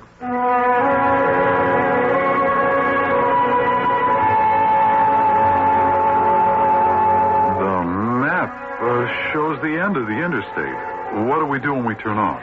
Let's see. We go north on 84, it looks like. Yes, north on 84 to Hamilton, then 42A to Blue Mountain, and we keep on that to Runyonville. Oh, I don't know. It looks as though the interstate keeps on going. Well, look there. Yeah. According to the map, though, there's a proposed extension. Well, it's been finished since the map came out, I guess. What if we stayed on this? Oh, we'd go straight to Runyonville. It looks as though we'd save about 20 miles, too. So we're in luck. We'll stay on it. It looks as though, we may be at your folks a lot sooner than we thought.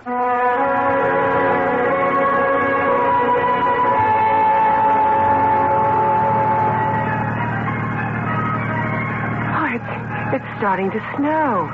Oh, we're going to have a white Christmas. Well, I hope it doesn't get too thick before we hit your folks' place. Hey, Skip, how far have we come on this highway? Oh, about 40 miles. Have you noticed anything strange? You're thinking the same thing I am.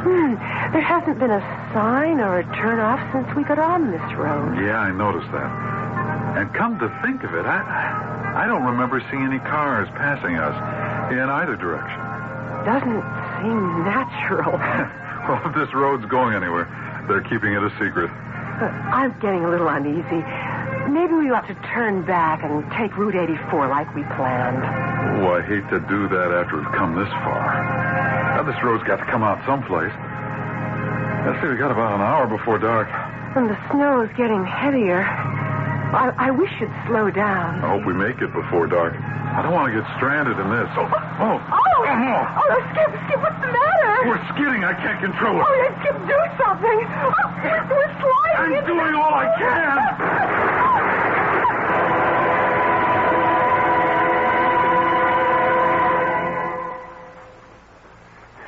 You put any more tinsel on the tree, Harriet, and it's going to topple over. I don't see how you can sit there so relaxed. Why are you so nervous? The children said they'd be here sometime today or tomorrow. They should have been here by now. Only because you think they should be. If anything was wrong, they'd call. You know that. Oh, you're right. I'm just so excited about having our Joan home for Christmas. I can't relax. Well, I think I'll take a stroll in the snow. Need anything from downtown? No, dear. I've had everything in for days. I just wish they'd get here. They will, Harriet. They will. Now, you stop worrying. Worrying isn't going to get them here any sooner.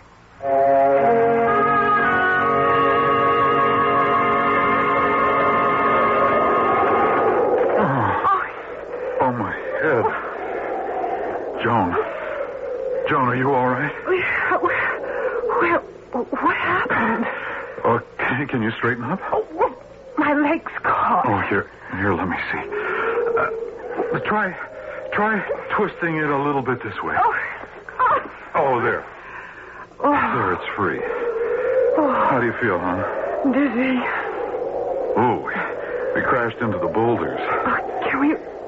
will the car move? Oh, pray. Thank heaven. Oh, if I can back her off. Yep, I better get out and take a look.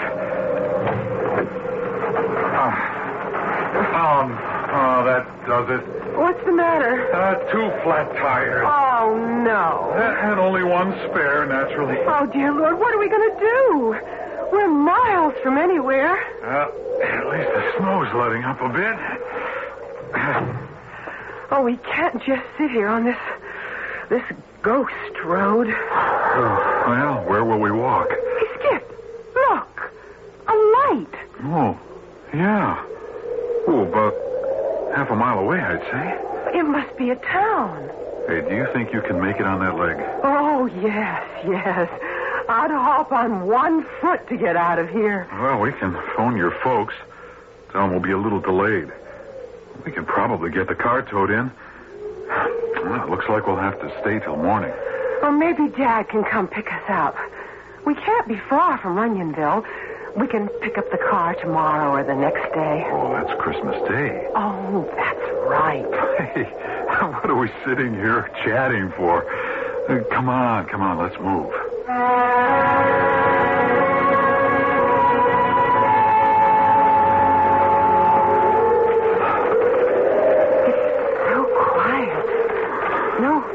On the street at all. Oh, the storm must have sent them all home, I guess. Well, let's try that grocery store. They're sure to have a phone. Well, they can tell us where to find a garage, too. At least we can get the car off the road for the night. It's so still. Hello? Anybody here? It's so dim. One bare bulb. Well, pretty skimpy merchandise, too. Hello? Wow. Whew, place seems deserted. Yeah. I don't see any payphone. Or any phone, for that matter. Hello? Anybody here? Oh, well, we'll go someplace else. There's got to be a restaurant or a tavern in this town. Hey, come on. Oh, I know this isn't Runyonville. Oh, I hope not. Looks like a quaint little place, but awfully deserted. Boy, they must pull the sidewalk in at 5 in the afternoon. Oh, the sky's cleared. Oh, look at those stars. Wow, I haven't seen them that bright in a long time. There don't seem to be many stores. Mostly houses. Well, we're not on the main drag. Maybe we better go ask directions at that house there. No sense wandering around a strange town. I guess we should. I'm sure they'll let us use their phone. I'll call Dad collect. Hey, listen. Hear that? Singing. Of course, it's a carol concert. That's where everyone must be. Well, come on, let's see if we can find them.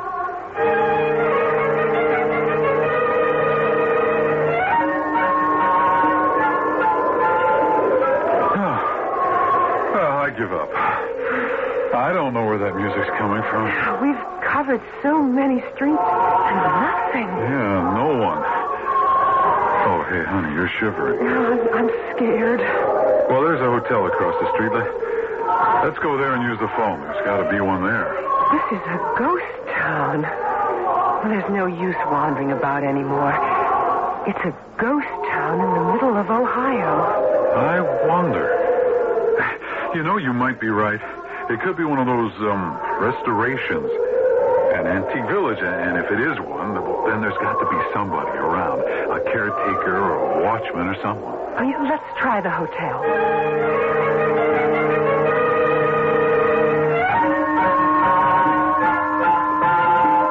Well, I was wrong, I guess. The hotel is just as deserted as everything else. And still no phone. Oh, I wish I had that CB radio Paul offered me. I always thought they were a nuisance, but that sure would have gotten us out of this mess. Hey, come on. Let's look around upstairs.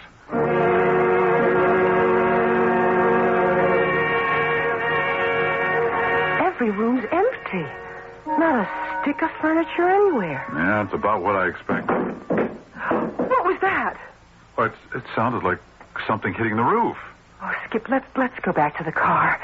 I'm too frightened to stay here. This place is just too spooky. Yeah, come on, you don't believe in ghosts. It's not ghosts I'm afraid of. There's another one. Well, something sailed past the window and landed on the ground. I'm going down and take a look around. I'll come with you. I'm not staying in here alone.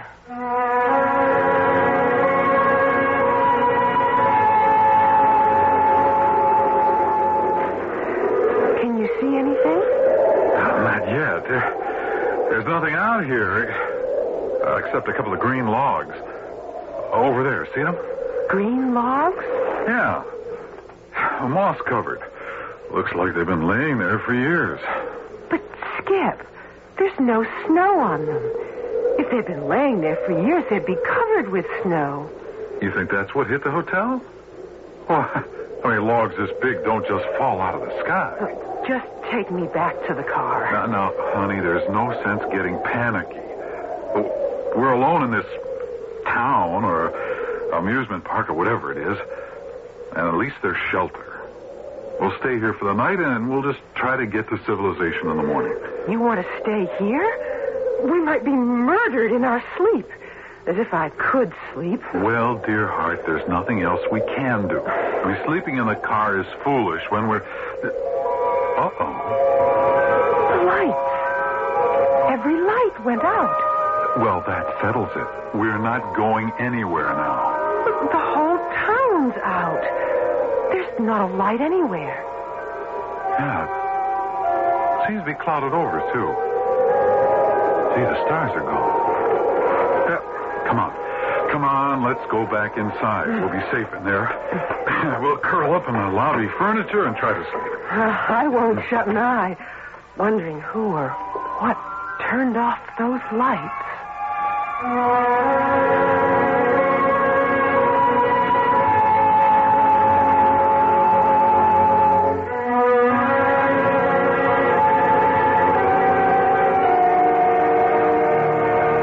Paraphrase a popular joke. Where were Skip and Joan when the lights went out? Not only in the dark, but in a strange Midwestern village. And just 2 days before Christmas, a time when they should have been enjoying the warmth of a friendly fireside, the pleasure of holiday decorations, the music of a Christmas carol, things that most of us are enjoying these days. But for them, isolation in a cold and darkened hotel. We'll learn what this curious town holds in store for them when I return shortly with Act 2.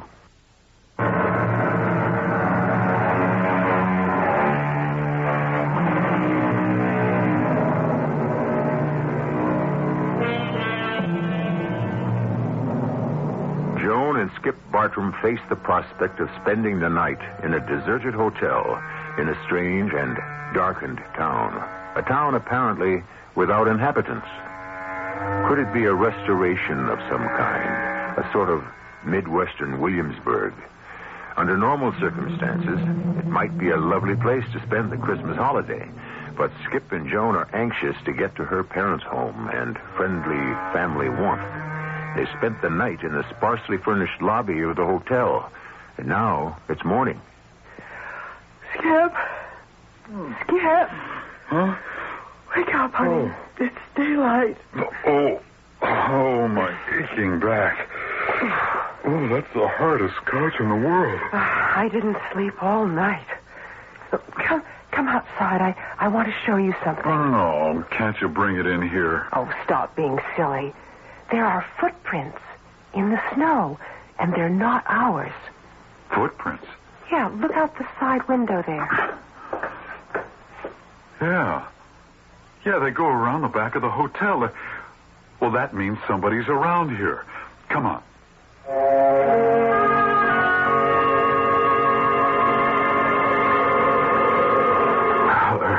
They're small prints. It must be a child or a woman.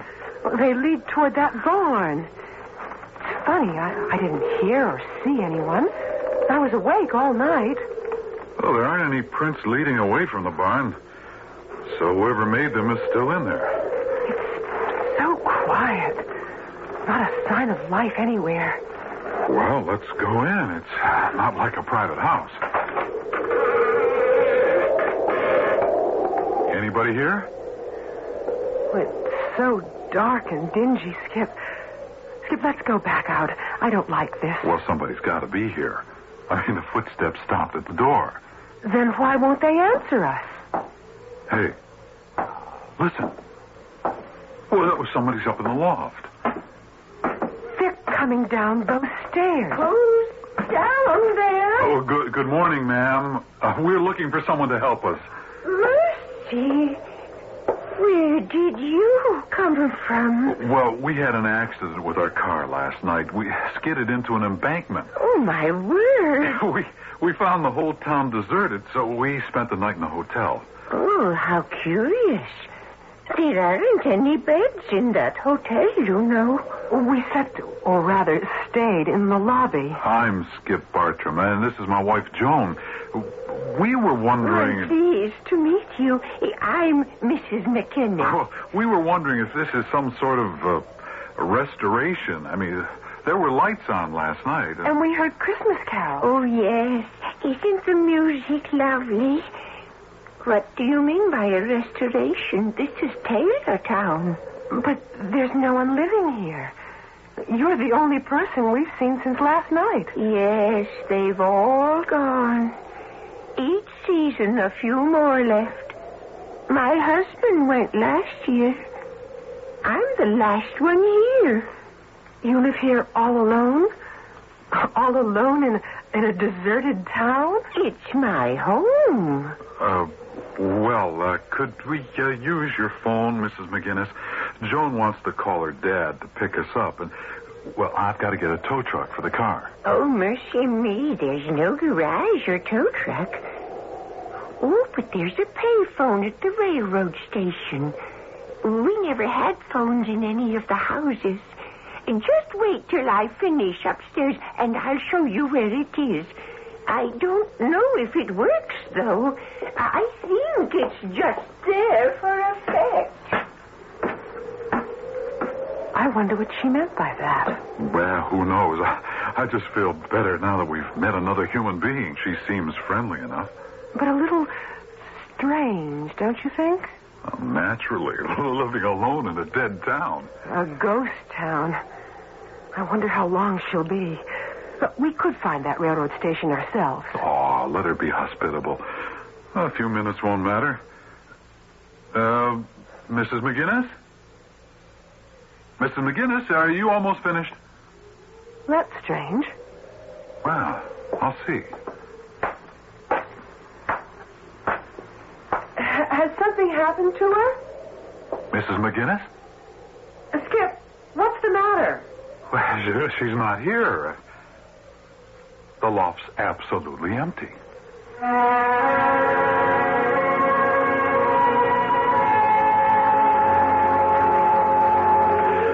There's no way she could have gotten out of that barn.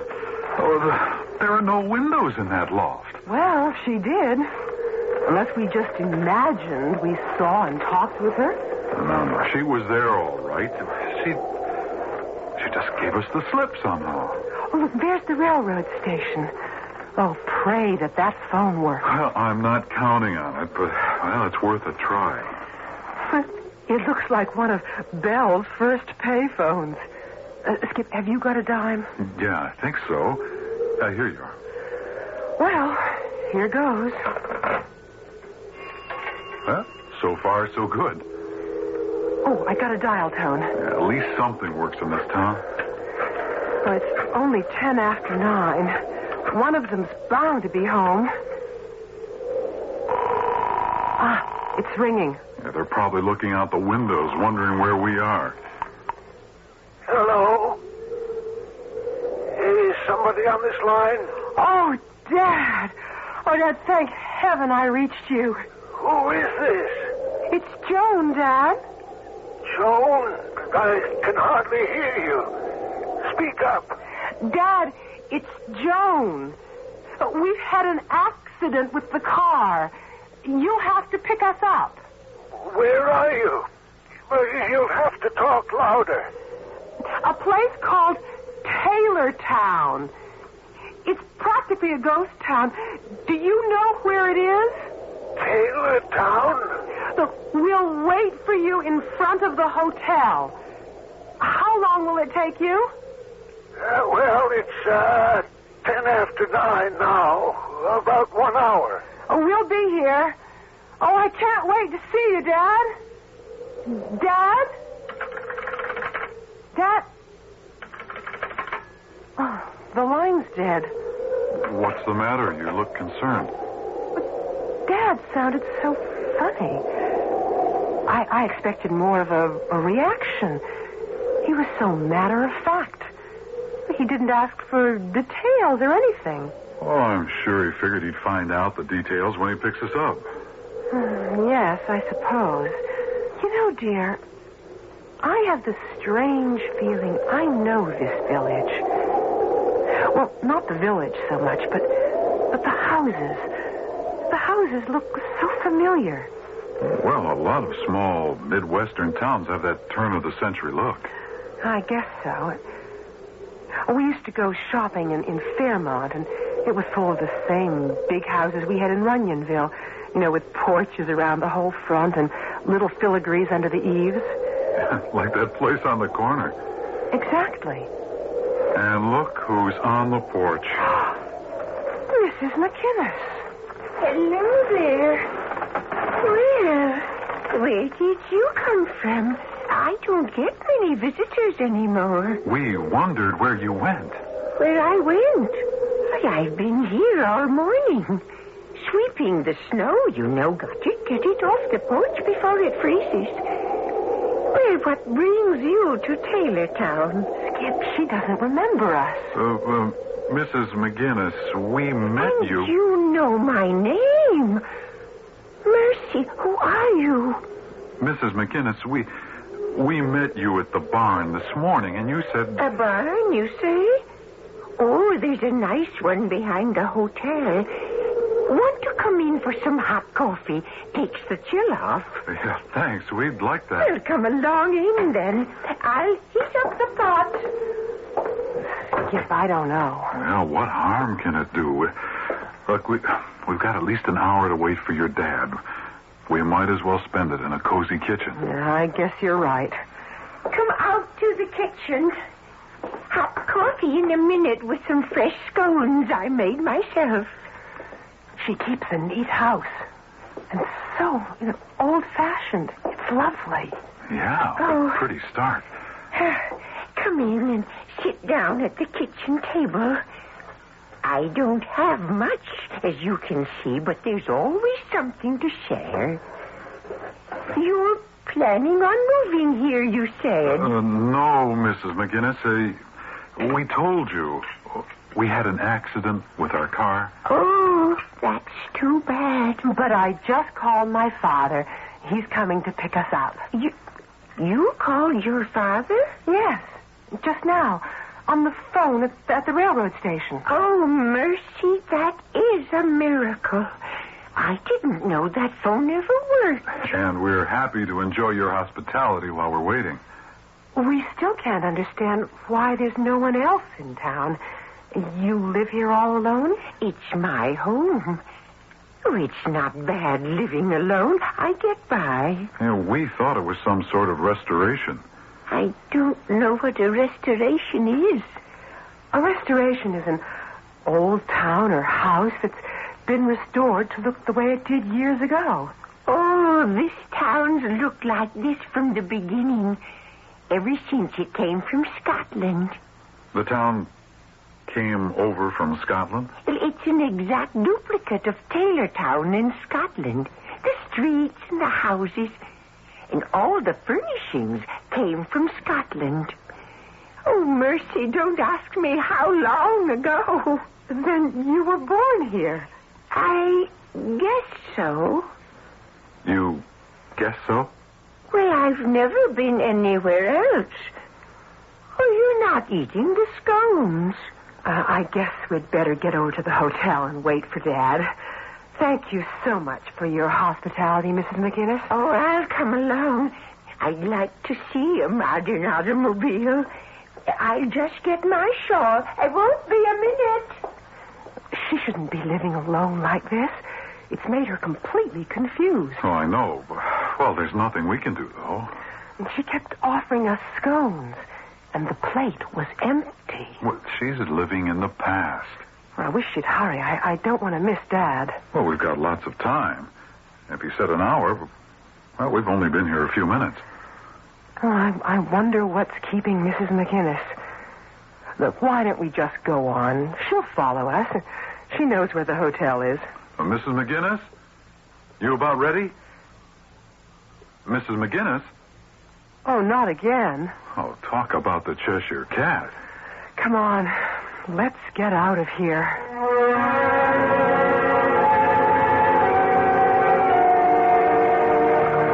You want your eggs scrambled or fried this morning, Will? Well, fried is easier. Oh, I do hope we hear from the children soon. I'm getting awfully nervous. I thought they'd at least arrive last night. But not to call. It's not like Joan. Well, that just means there's nothing wrong, Harriet. If they'd had trouble, we'd have been the first to know. Something's not right. I just feel it. Well, it's 10 after 9. If they're not here by noon, maybe I'll call the police. Oh, I'll get it. Hello? Hello? Is it Joan? Well, there seems to be a voice, but I can't make it out. Joan? Oh, it's a bad connection. I don't know if it's Joan or not. Oh, dear. Hello? Hello? Hello? It's no use. Whoever it was will have to call back. We'll just have to wait.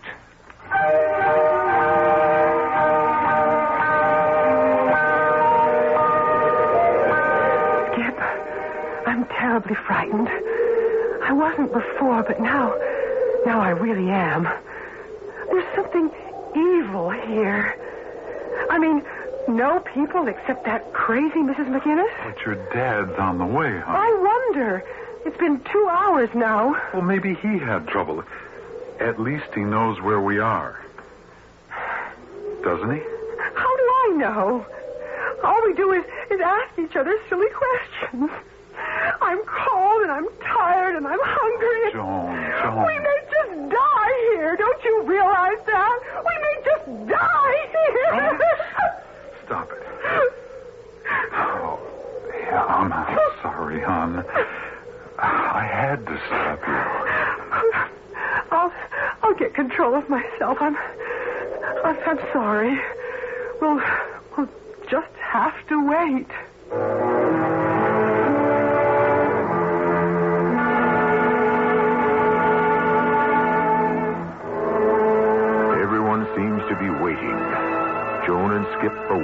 Taylortown, expecting her father to pick them up any minute.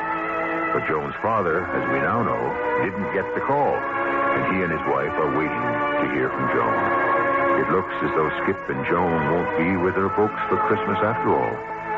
Or at all, for that matter. We'll just have to wait to see how it turns out when I return shortly with Act 3.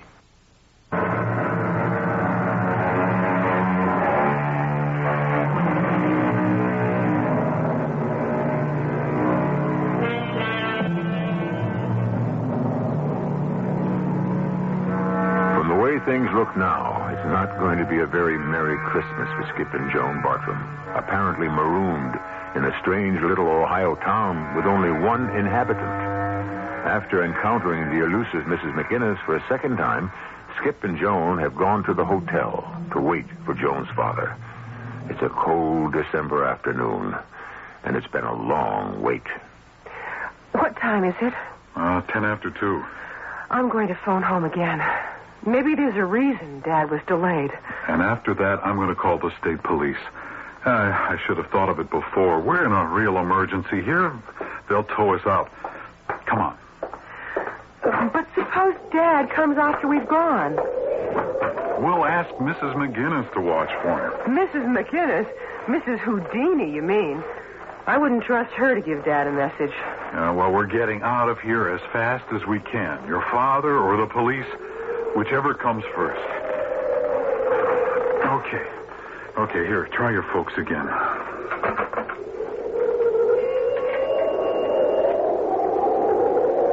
It's dead. There's no dial tone. Nothing makes sense in this place. Oh, it's no use. It's as dead as... Hands up! Stay right where you are. She's got a gun. You'd better be taking off. Mrs. McGinnis, why the gun? How do you know my name? A lucky guess. Why are you pointing that gun at us? I want you out of here now. I don't trust strangers. Mrs. McGinnis, you were so hospitable to us before. Why are you... Before? I've never seen you before in my life. Now get out of here. Start walking. Where to? To wherever you come from. I don't allow strangers here. This is a nightmare. You don't scare us, because I know in a couple of minutes you're going to disappear. What are you talking about? You've been popping up and vanishing all morning. In a few minutes you'll just disappear, poof. So we are waiting right here. Oh, come on, Joan. She means it. But where can we go? Back to the car. She wouldn't really shoot us. She couldn't. Keep going. We're not taking chances with that crazy old woman. But we'll freeze out here, and Dad won't find us. You'll have to pass the car on the highway. Nothing makes any sense here. Skip, look back. You were right. She's gone.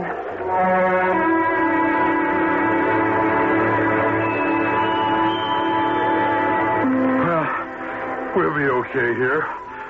The motor works. I'll just turn on the heater.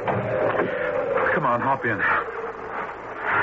Oh, there's more damage than I thought. The whole front end's caved in. What a Christmas this has turned out to be. Oh, honey, we'll get out of this.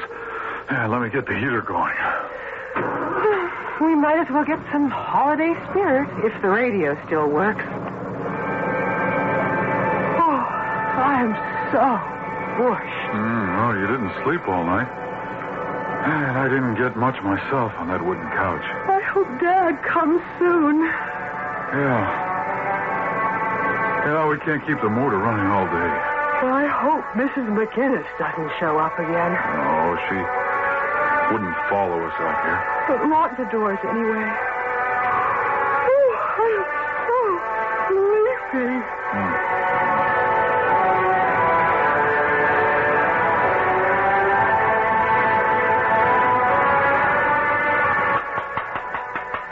Hey, you all right in there?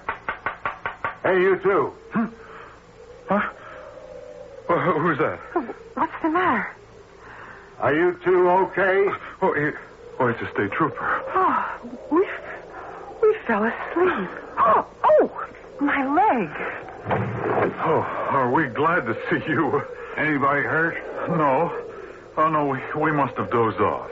Dozed off and ran off the road. The helicopter spotted your car and called us. Oh, thank the Lord for that. How'd you get on this road? It's officially closed. Well, there weren't any signs about that. It connected with Interstate 40, and we just stayed on it. Had the bad luck to skid into boulders. This extension isn't due to open until next summer. Where are you heading? Runyonville. My parents live there. We're going home for the holidays. You wouldn't have gotten there on this route. It ends about 100 yards up ahead. I'll radio for a tow and get you folks to Runyonville. When did you go off the road? Last night.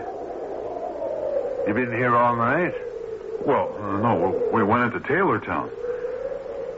Taylortown? Yeah, right up the road. But it's a ghost town except for a crazy old woman who lives there. I better get you folks to the hospital first. Just a checkup.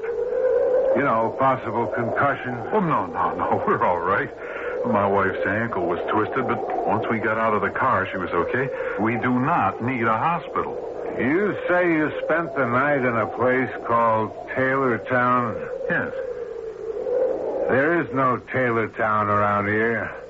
I've lived here all my life. And there just isn't any place called Taylortown. But right up the road. I mean, look for yourself. We were there all night. I'm sorry, ma'am. Maybe you'd better look. Oh. There's nothing there. There's no village at all. No, ma'am. Road ends at that vacant field. Not a town as far as you can see.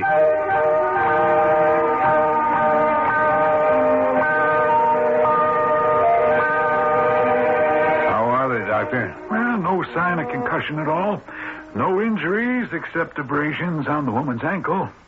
Yeah, well, what about their story about spending the night in a village called Taylortown? Hard to say. Maybe they did. Oh, they must have imagined it. Yeah, they show no signs of exposure. They only think they were there through the night. They may have been on the road only a couple of hours. The helicopter spotted them 2 hours ago. They went to a village named Taylortown. They were hallucinating. Hallucinations quite common in extreme circumstances. Mirages in the desert. Anxiety can produce them. Then you think they spent the night, like they said, in a village that isn't there? Well, they had an emotional experience. Physically, they're fine. I see no reason to keep them here. They're better off going home to the woman's parents.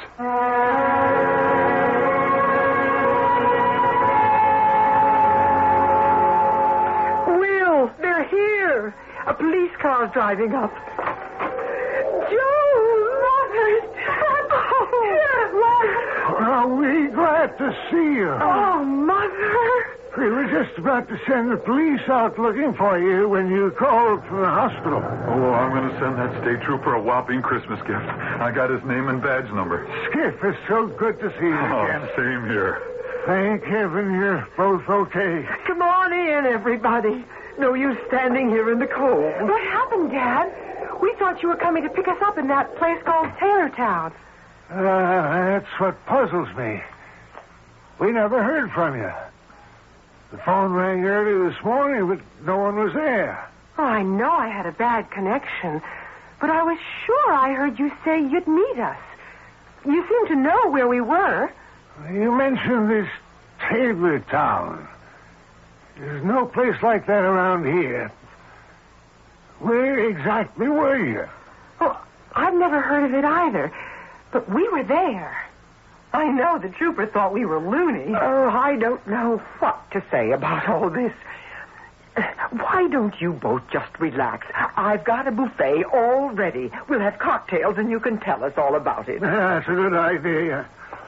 I'll get your suitcases up to the guest room. We had to leave all our gifts in the car, but they're towing it in tonight.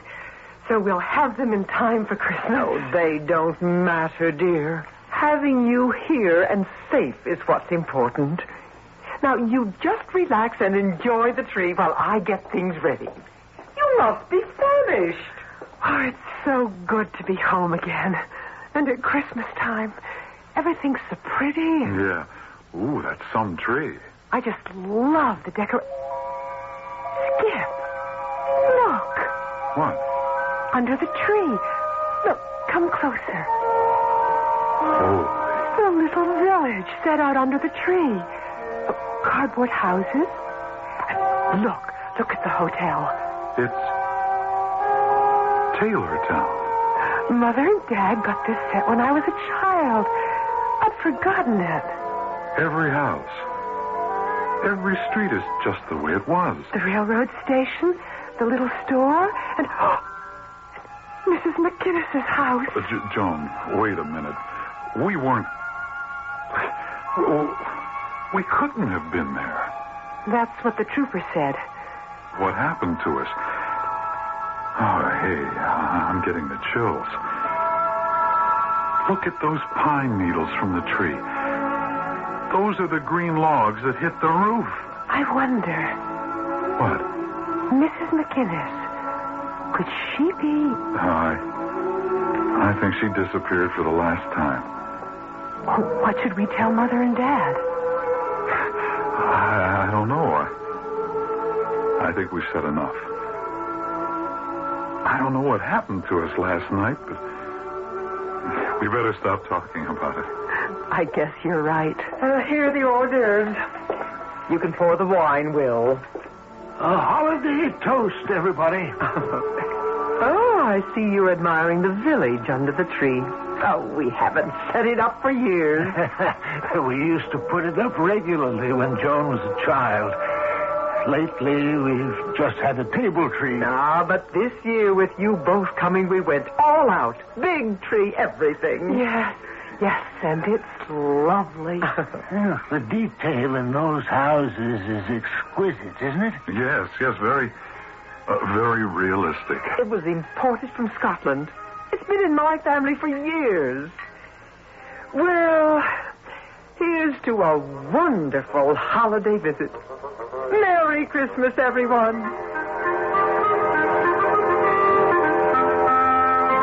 If there were an explanation for everything, where would the magic in life be? I think we'd all lose interest if everything were cut and dried, neatly packaged, just right. We need a bit of amazement now and then to soften the blow of reality. Skip and Joan left reality for a brief period, and it gave them something to remember all their lives. I'll be back shortly with a closing holiday thought.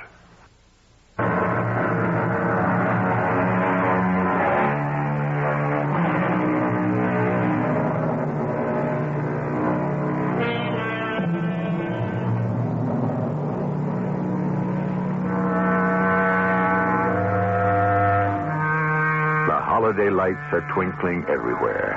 Every city, town, and village sports its holiday decorations. Busy shoppers push through the stores, and children wait wide-eyed for that